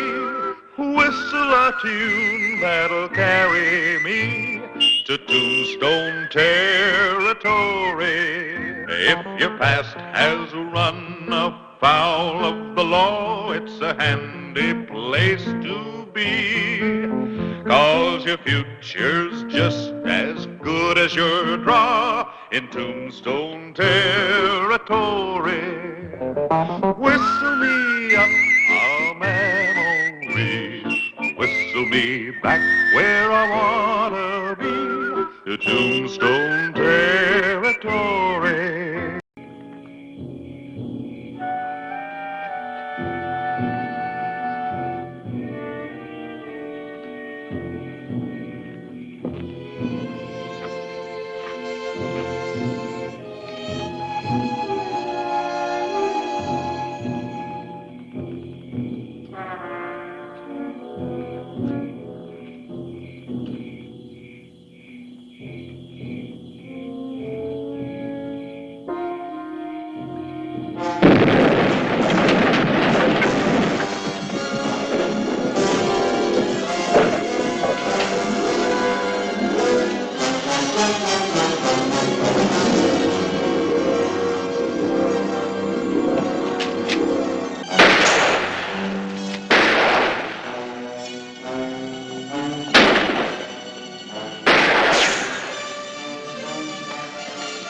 Get back inside!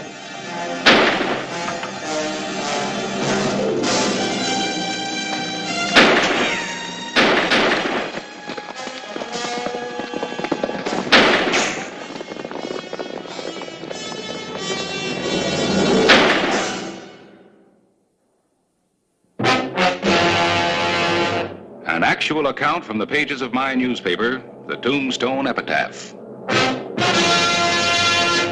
This is the way it happened, in the town too tough to die. Tombstone territory.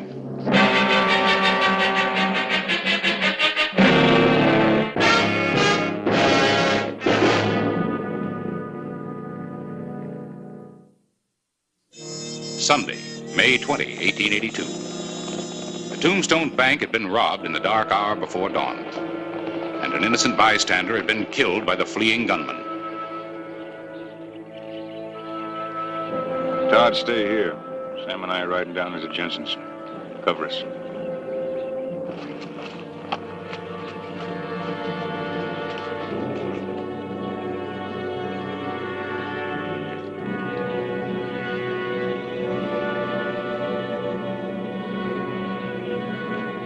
Dan, there are 3 riders up on the hill, and 2 of them have started down. Yeah? Maybe you better get your gun. You expecting trouble? Are you? The man in the lead is riding a sorrel like Ben rides.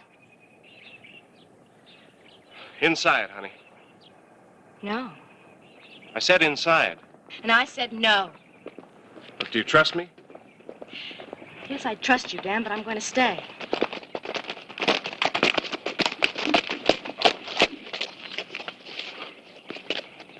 Somebody up the hill told us this was the Jensen farm. I guess you must be Dan Jensen. And you, lady, you must be Hope Jensen. You want something? Sort of. But it's business. Or when men talk, most ladies leave the room. All right, tell her, Danny. Tell her you asked us here. The sooner she leaves us alone, the sooner we go. Go ahead, honey. Go on. Go ahead. Just shut your mouth. What do you want? Give him the bag. Why?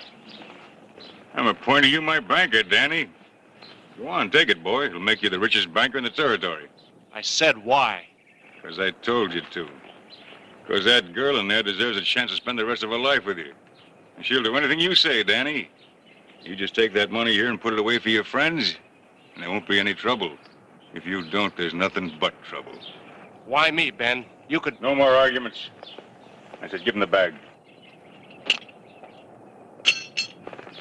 When will you be back? When I think it's time. You swear no trouble if I do it. That's what I said. Come on.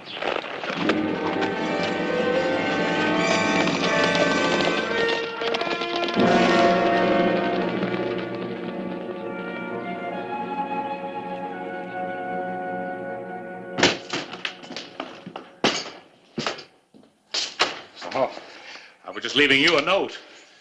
What about? About the bank. Any news? Yeah, it was robbed. Well, thanks for the exclusive. But everybody in town already knows that. Does everybody in town know who did it? No. But they suspect you'll find out. And I'll find out who killed the handyman. Now, take it easy, Clay. It's not your fault the bank was robbed. It's somebody's fault, Harris. 3 men ride into town, break into the bank, kill a man, and just ride out of town again. And you know why they thought they could get away with it? Because there's just me and one deputy to take care of the whole... Sheriff Hollister, I'm Hope Jensen. I'd like to talk to you whenever... Come in, man. This is Harris Clyburn, editor of the Epitaph. Miss Jensen. You got here just in time to stop me from blowing my top. He means you almost got here in time. I'll talk to you later. Just wait till you hear me on the subject of newspaper prices. It's nice to meet you, Miss Jensen. Thank you. Will you sit down, ma'am? Now, how may I help you? Sheriff.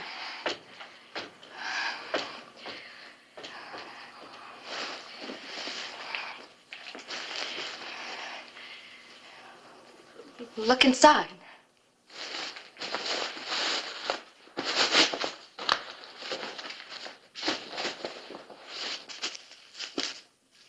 Is it from the bank? Maybe you better tell me. Well, 2 men rode into our place this morning. With that. They gave it to my husband. He hid it. I watched. Later I found it and I brought it here. Sheriff, I don't know why Dan took it. I just want you to Mrs. help Jensen, him, please. getting I'm upset afraid. isn't going to help. Now, please sit down.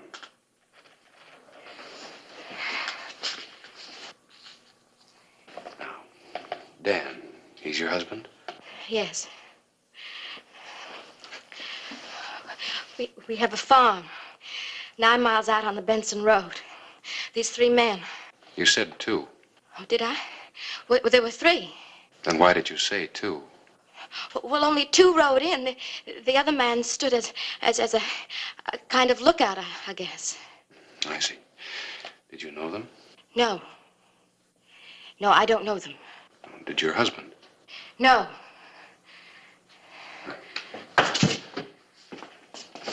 Quint. Yackley. Lock that in the safe. This is my deputy, Quint, Mrs. Jensen. Ma'am? Now, I suggest you stay here until I get back. Your husband, Dan, will be with me.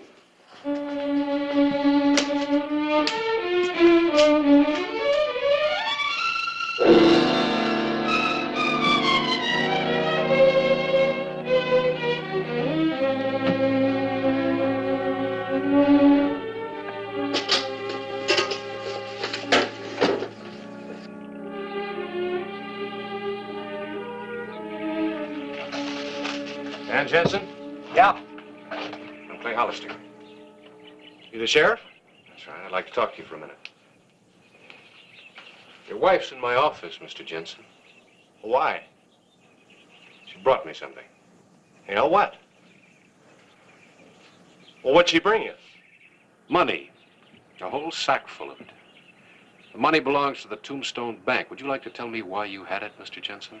Your wife has already told me how you got it, but I want to hear it again from you. I'm waiting, Mr. Jensen. Hope's in your office? That's right. Well, this is the truth, Sheriff. I kept the money because they threatened Hope. She didn't know that, but they meant it. I know them. You do? Yeah, I do. Let's go.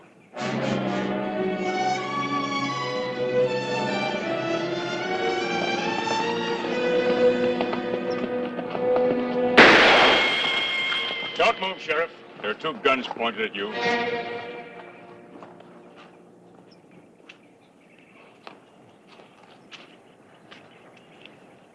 So you told the law, huh, Danny?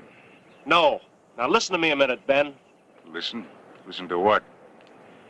He give you our money, lawman? Your money? Where is it, Dan? I don't know. You don't. Get off that horse. You too, Dan.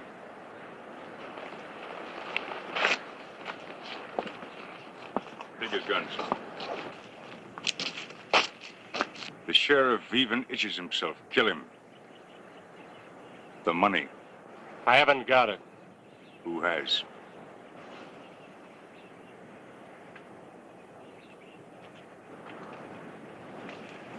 Where is it?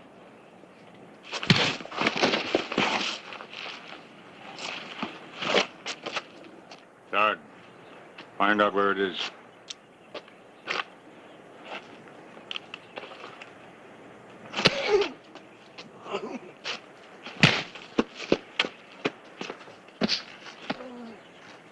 You're wasting your time, Ben. How do you know? Because it's where you can't get it. Hold it. Where? Back in Tombstone. Is he telling us the truth? The money's back in Tombstone? How did you get it? Your wife. I warned you, Dan. You can't hurt her. She's safe. Safe, huh? In Tombstone.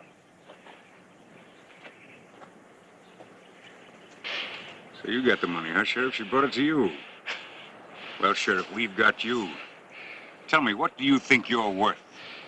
I figured just about as much as you stole from us. It might not work. You better hope it does, Sheriff.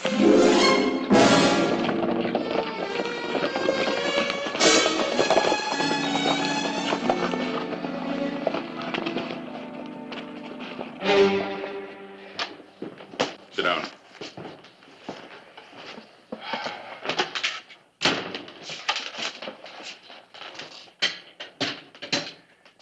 Let's see how well you can write, Sheriff. You call it. Being detained, still alive, give bearers the money, or I'm dead. Sign it. Clay Hollister.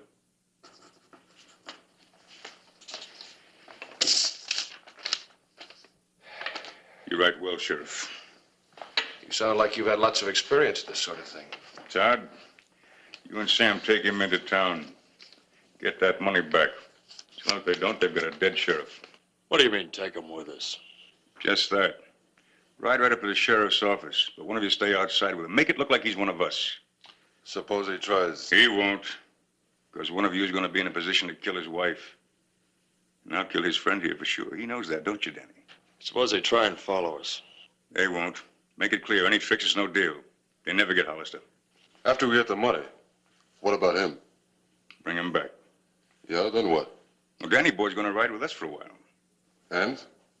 I'll let you know later. Now get moving.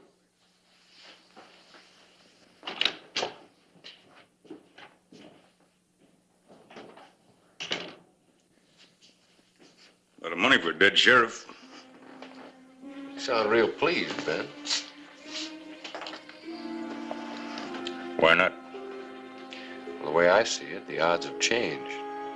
They're 1-1 now.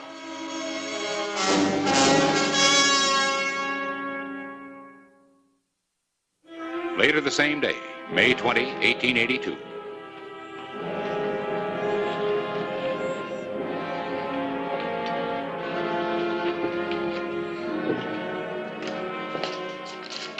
A note from your sheriff.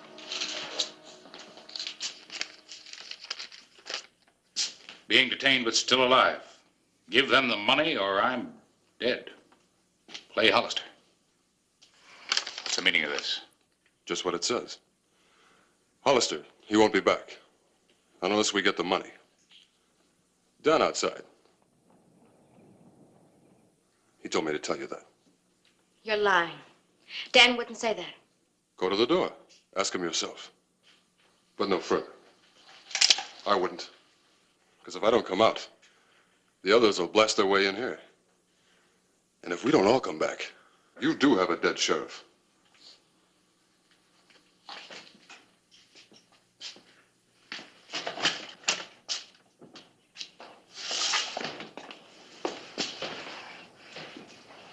Dan, is it true?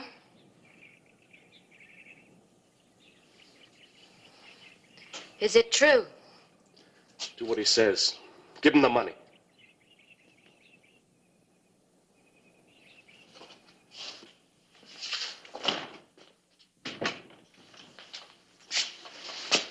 You all heard him.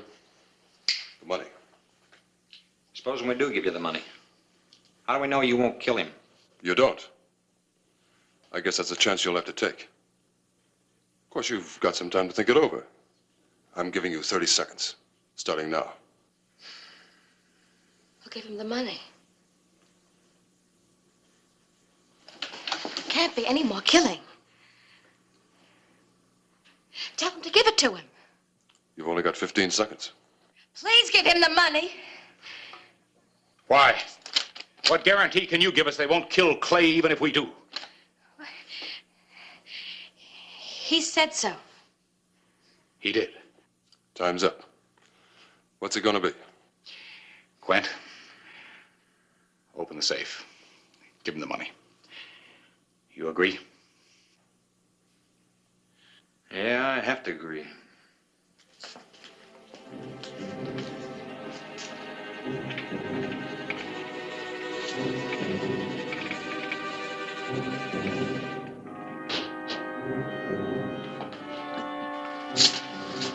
You did the right thing. We'll soon see, won't we? Yeah. Try anything. Follow me, and your sheriff's a dead man.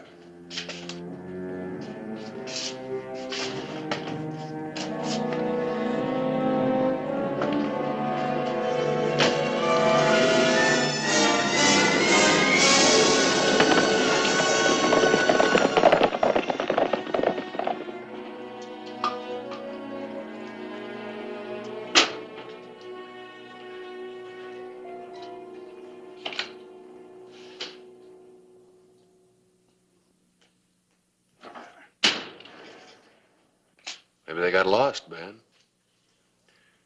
Or maybe you've got this thing figured all wrong. What do you mean? Well, if your boys like money as much as you do, they might be on their way over the border with it right now. Don't try that on me, Hollister. Well, you can't blame them. Everything they know, they learn from you. Shut up. Yeah, and once they're over the border, they're rich men. And you? You'll just be a killer who's going to hang for his killing. I'm warning you, Hollister.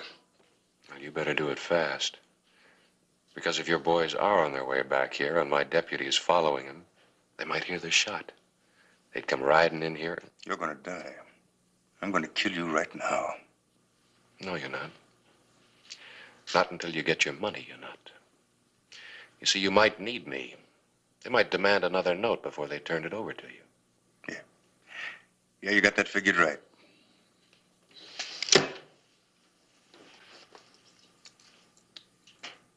It's getting late.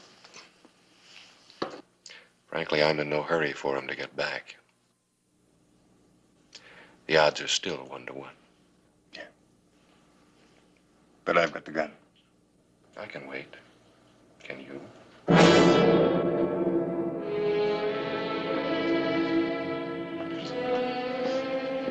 We haven't much time. Why did you come to the sheriff, Miss Jensen? Who sent you? No one sent me. Did your husband send you? No. And he didn't kill the man in the robbery because he wasn't there. If what you say is true, he can't be too deeply involved. Not yet. At most, he's an accessory to a robbery. What are you trying to say? Only that if you know anything that you're not telling us about the men involved in this, you'd be helping your husband by saying so. Well, maybe you're right. But there's a man dead. And if Dan had anything to do with it, they might hang him, and I can't help hang my husband. And what happens to him if Clay Hollister is killed? I can't tell you anything. And your husband? You feel you're helping him? I don't know. All I know is he's alive, and I want to make sure that he stays that way. At any cost. Tell me one thing. How do you decide? Decide what? Who's to live and who's to die? That's what you're doing, you know. And you haven't the right. No one has. I don't care who lives or dies. I only care about Dan and me. So you're willing to kill someone who tried to help him and you? No, I'm not. Yes. Yes, you are. Oh. I'm sorry, Miss Jensen. I don't want to hurt you. But I do want to save a life.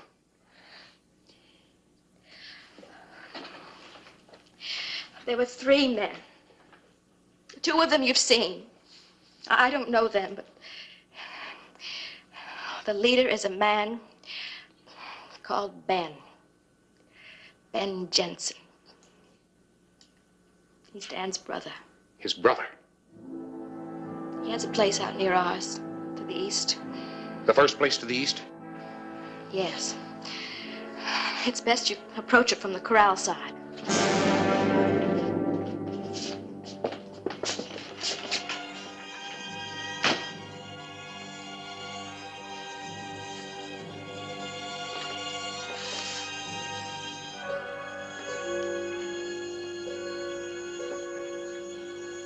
What are you doing?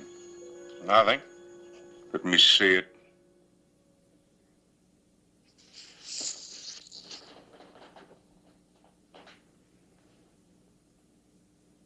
You think you're smart, don't you?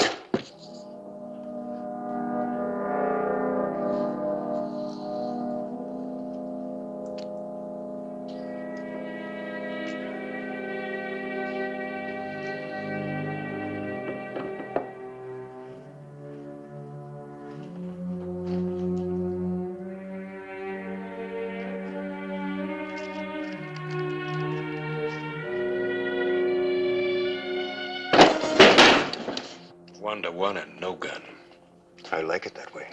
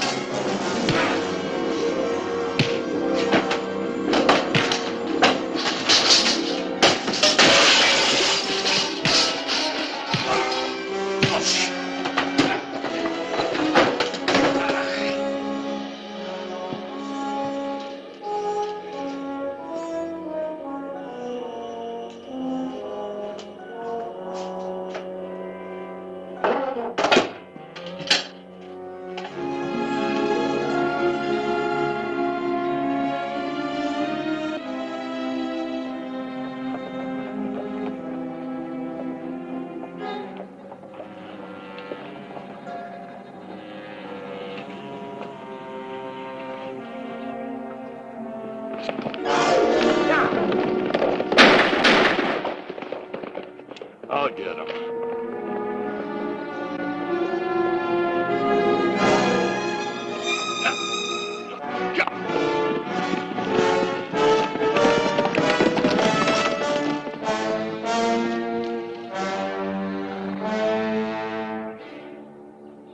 Don't go for your gun, Todd.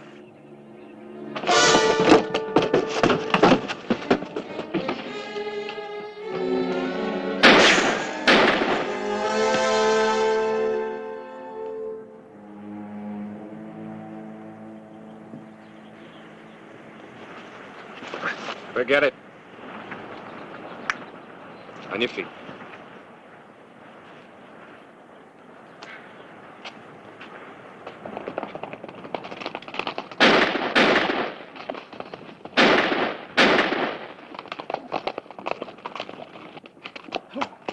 Hold it!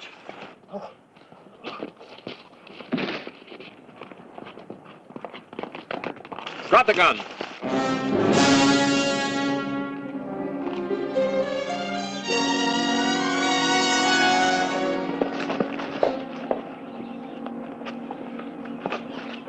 Where's Dan Jensen? He's wounded. The editor's back there with him. Take care of these two. There's one more inside that I want to see to personally.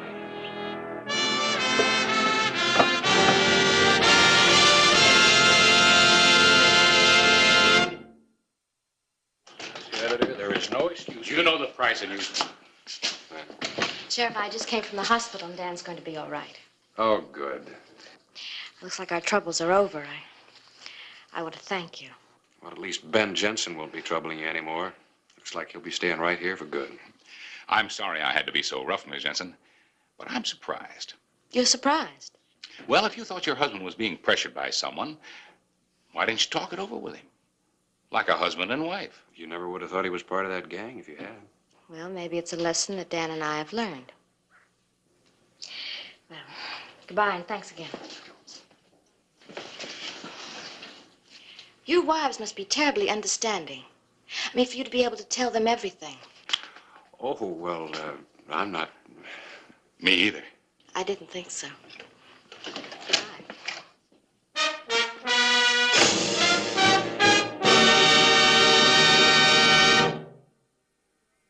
Whistle me up a memory, whistle me back where I wanna be. Whistle a tune that'll carry me to Tombstone territory. If your past has run afoul of the law, it's a handy place to be.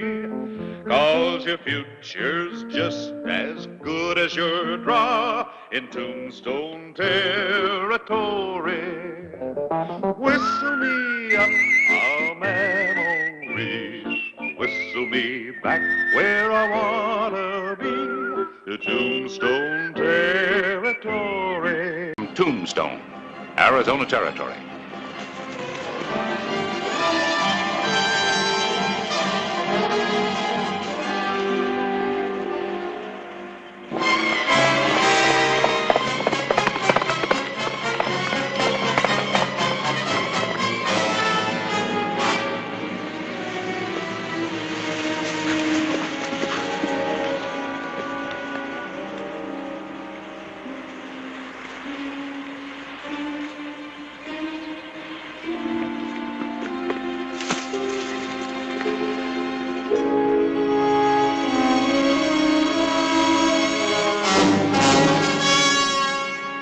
Drop it. I said drop it!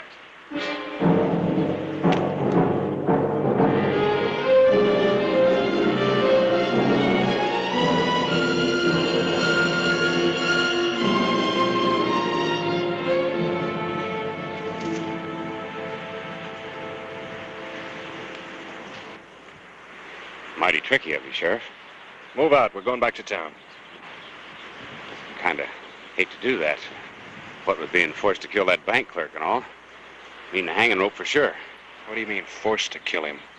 He wasn't even armed. Let's go. If you say so. You're the boss, Sheriff.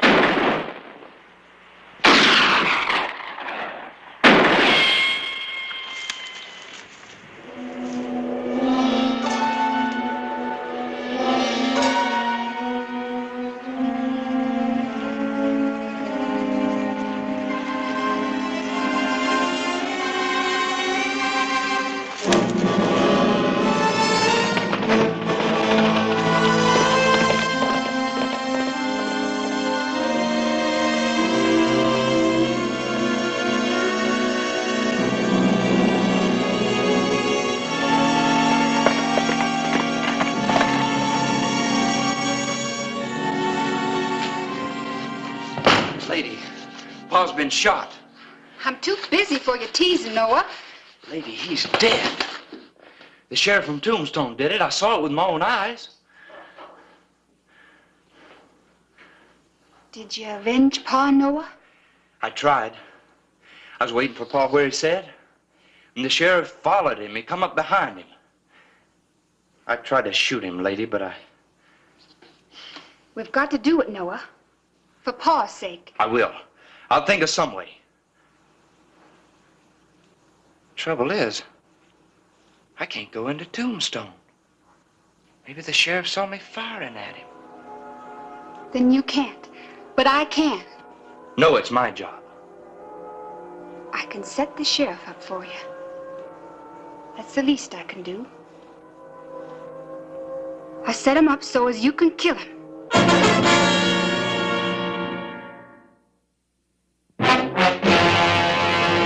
An actual account from the pages of my newspaper, the Tombstone Epitaph.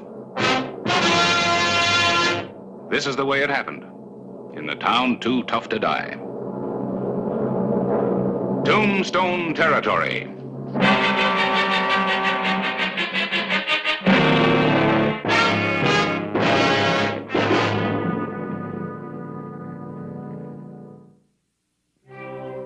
July 10, 1884. A stranger arrived in Tombstone on foot. Lady Bell, Jonas Bell's daughter. The girl was young, pretty, and a killer's accomplice. Begging your pardon, mister. Where'll I find the sheriff? Don't you see the sign? Oh, never did learn to read much. Evidently. Thank you kindly. No, I didn't see who was doing the shooting. But there are two members of the Bell family left, Jonah's son and daughter. I got a hunch it was one of them. Well, if it was one of them, I have a feeling you'll never see them again. They've never come into Tombstone in the past. I doubt very much that... Come in. You the sheriff? Yes, ma'am. May I help you? Hope so. I'm Lady Bell, Jonas' girl. This is Harris Clyburn, the editor of the newspaper. How do you do? Hello, Miss Bell. Sit down, Miss Bell. Thank you kindly. Now, what can I do for you? Well, I don't rightly know, but with Pa dead and Noah run off, I'm all alone. I need someone to look after me. And, since you killed Pa, I kind of figure you're responsible for me.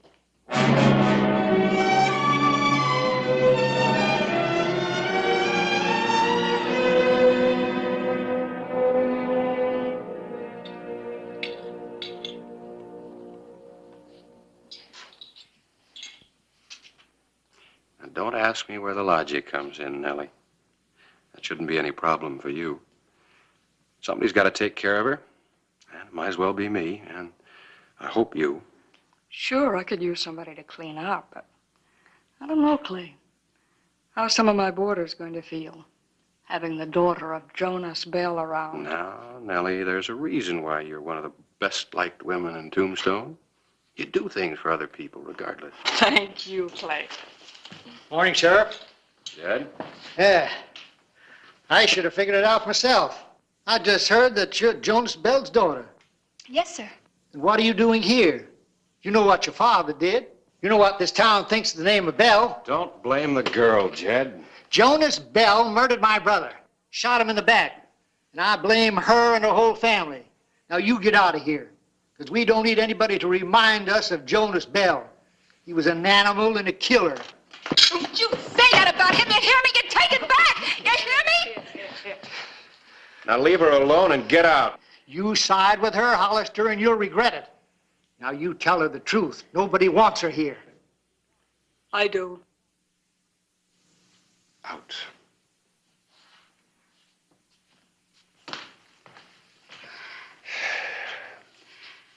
I'm right sorry.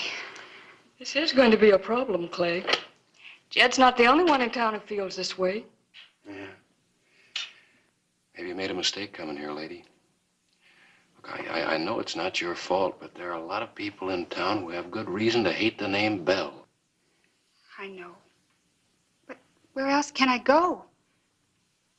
Oh, please, Miss Nellie, Sheriff. I swear I won't lose my temper again. Oh, just give me one more chance. There's a heap of dishes out back. Start washing. Oh, yes, ma'am.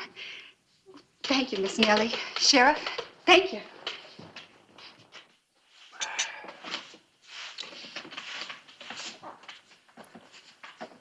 Well, what do you think of her, Nellie? How's she working out? She's a willing enough worker, I'll say that. Matter of fact, she's starting to make some friends. She's trying hard to be accepted. And I understand she was pricing hats at the general store. She wants to be just like every other respectable woman in Tombstone. Oh, who could have ever predicted it? Lady wearing a hat. Looks like her name fits her just right. At least from what we've seen of.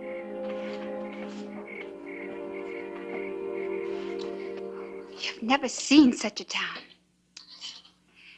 Noah, they got stores selling things I never even heard of. What about Hollister? You got him set up? He befriended me. Got me a job paying real wages. Well, now ain't that nice? Nothing like money to change a person, huh?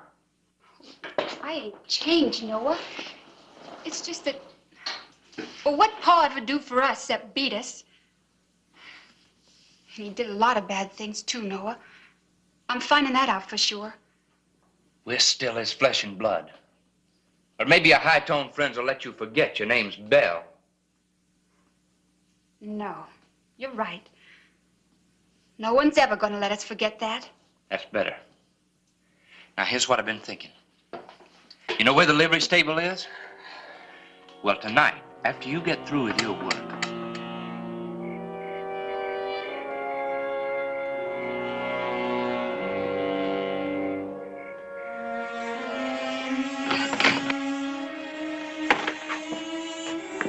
Evening, Sheriff. Lady? It's a nice night, isn't it? Air smells so sweet. Yeah. I hadn't noticed it, but now that you mention it, it does. It's an elegant night for a walk. I hear there's a new coat down by the livery stable. Well, it's kind of late for you to be walking all that way alone. Oh, I don't mind. I think I'll just walk along with you. All right, Sheriff.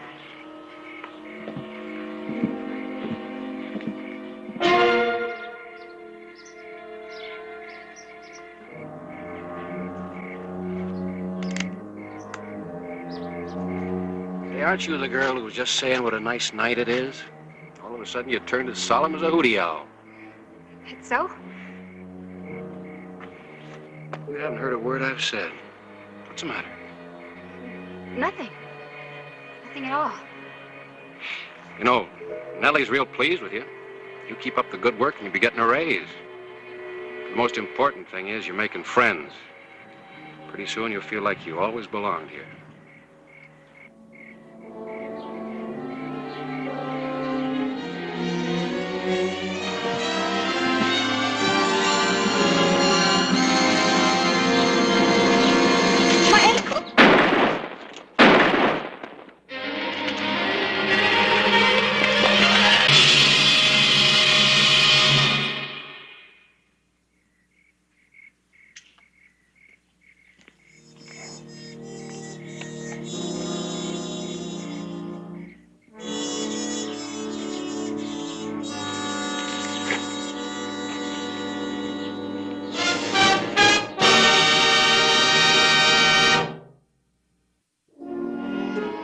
July 15, 1884.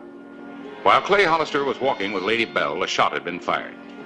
Two questions had to be answered. Who was the gunman and which was the target? The sheriff or Jonas Bell's daughter? You accusing me, Sheriff? No, I'm not accusing you. I'm just asking questions. It's quite a temper you've got, Jed. So, I have a right to my own temper. There's no law against that. No. Unless it moves you to take a shot at a girl because her father killed your brother. I give you my word, Clay. I don't know anything about it. All right, Jed, thanks.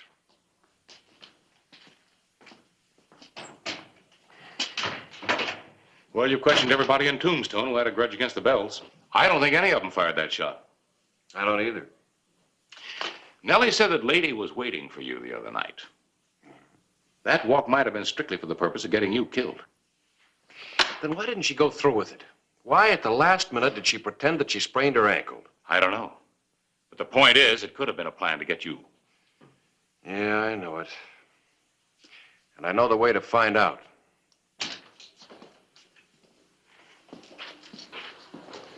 Morning. How's your ankle? Good as new, Sheriff. For helping me home last night. By the way, Lady, do you hear anything from your brother? Oh, no, sir.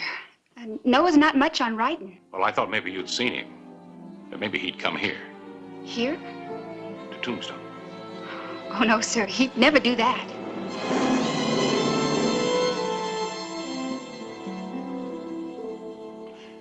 Well, I've got to be getting back to work. Yeah.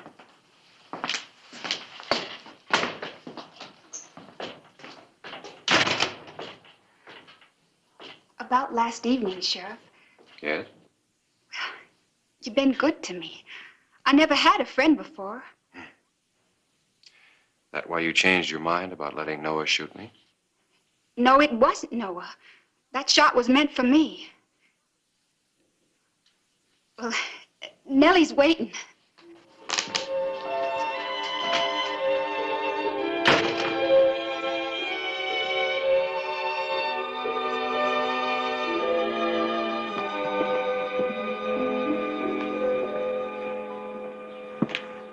Could I talk to you, Mr. Clyburn? Yes, lady?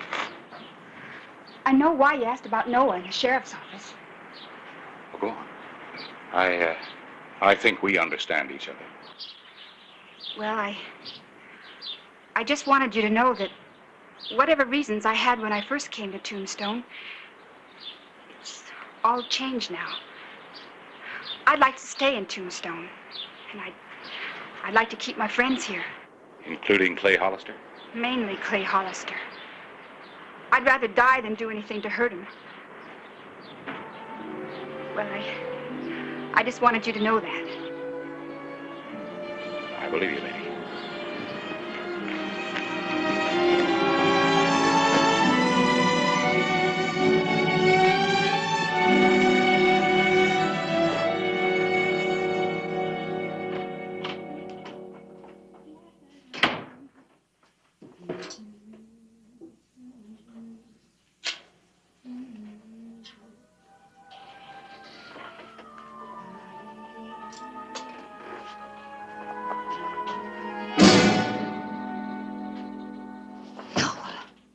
Why don't you go and save him?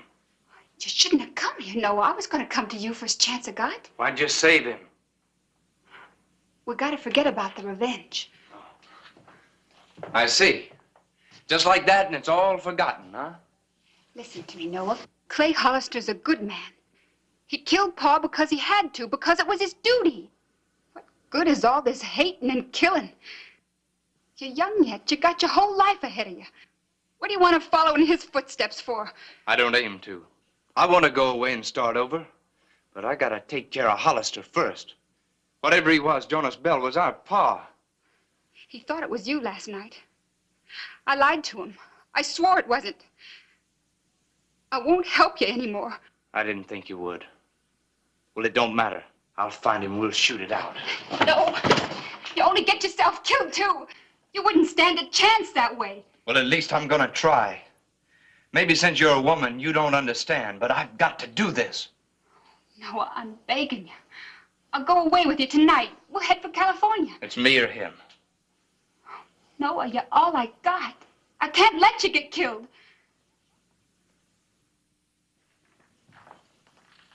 There's another way.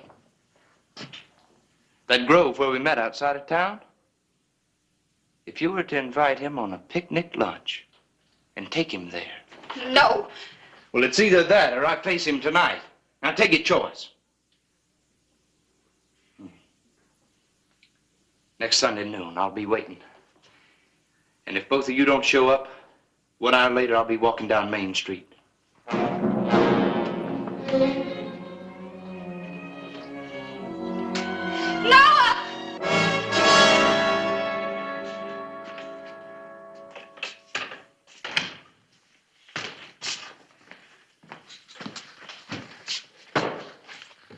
Well, thanks, Clay. But you shouldn't have. I don't think it'd become you. It's a man of the world, editor.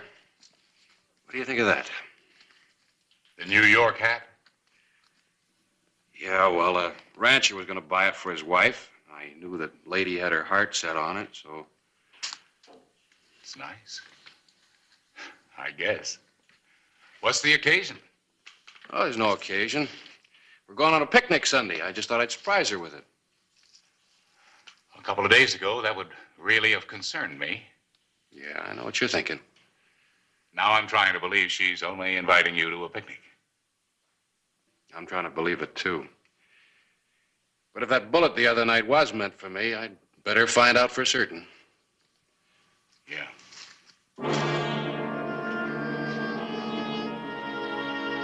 Can't go to a picnic without being fancied up a little.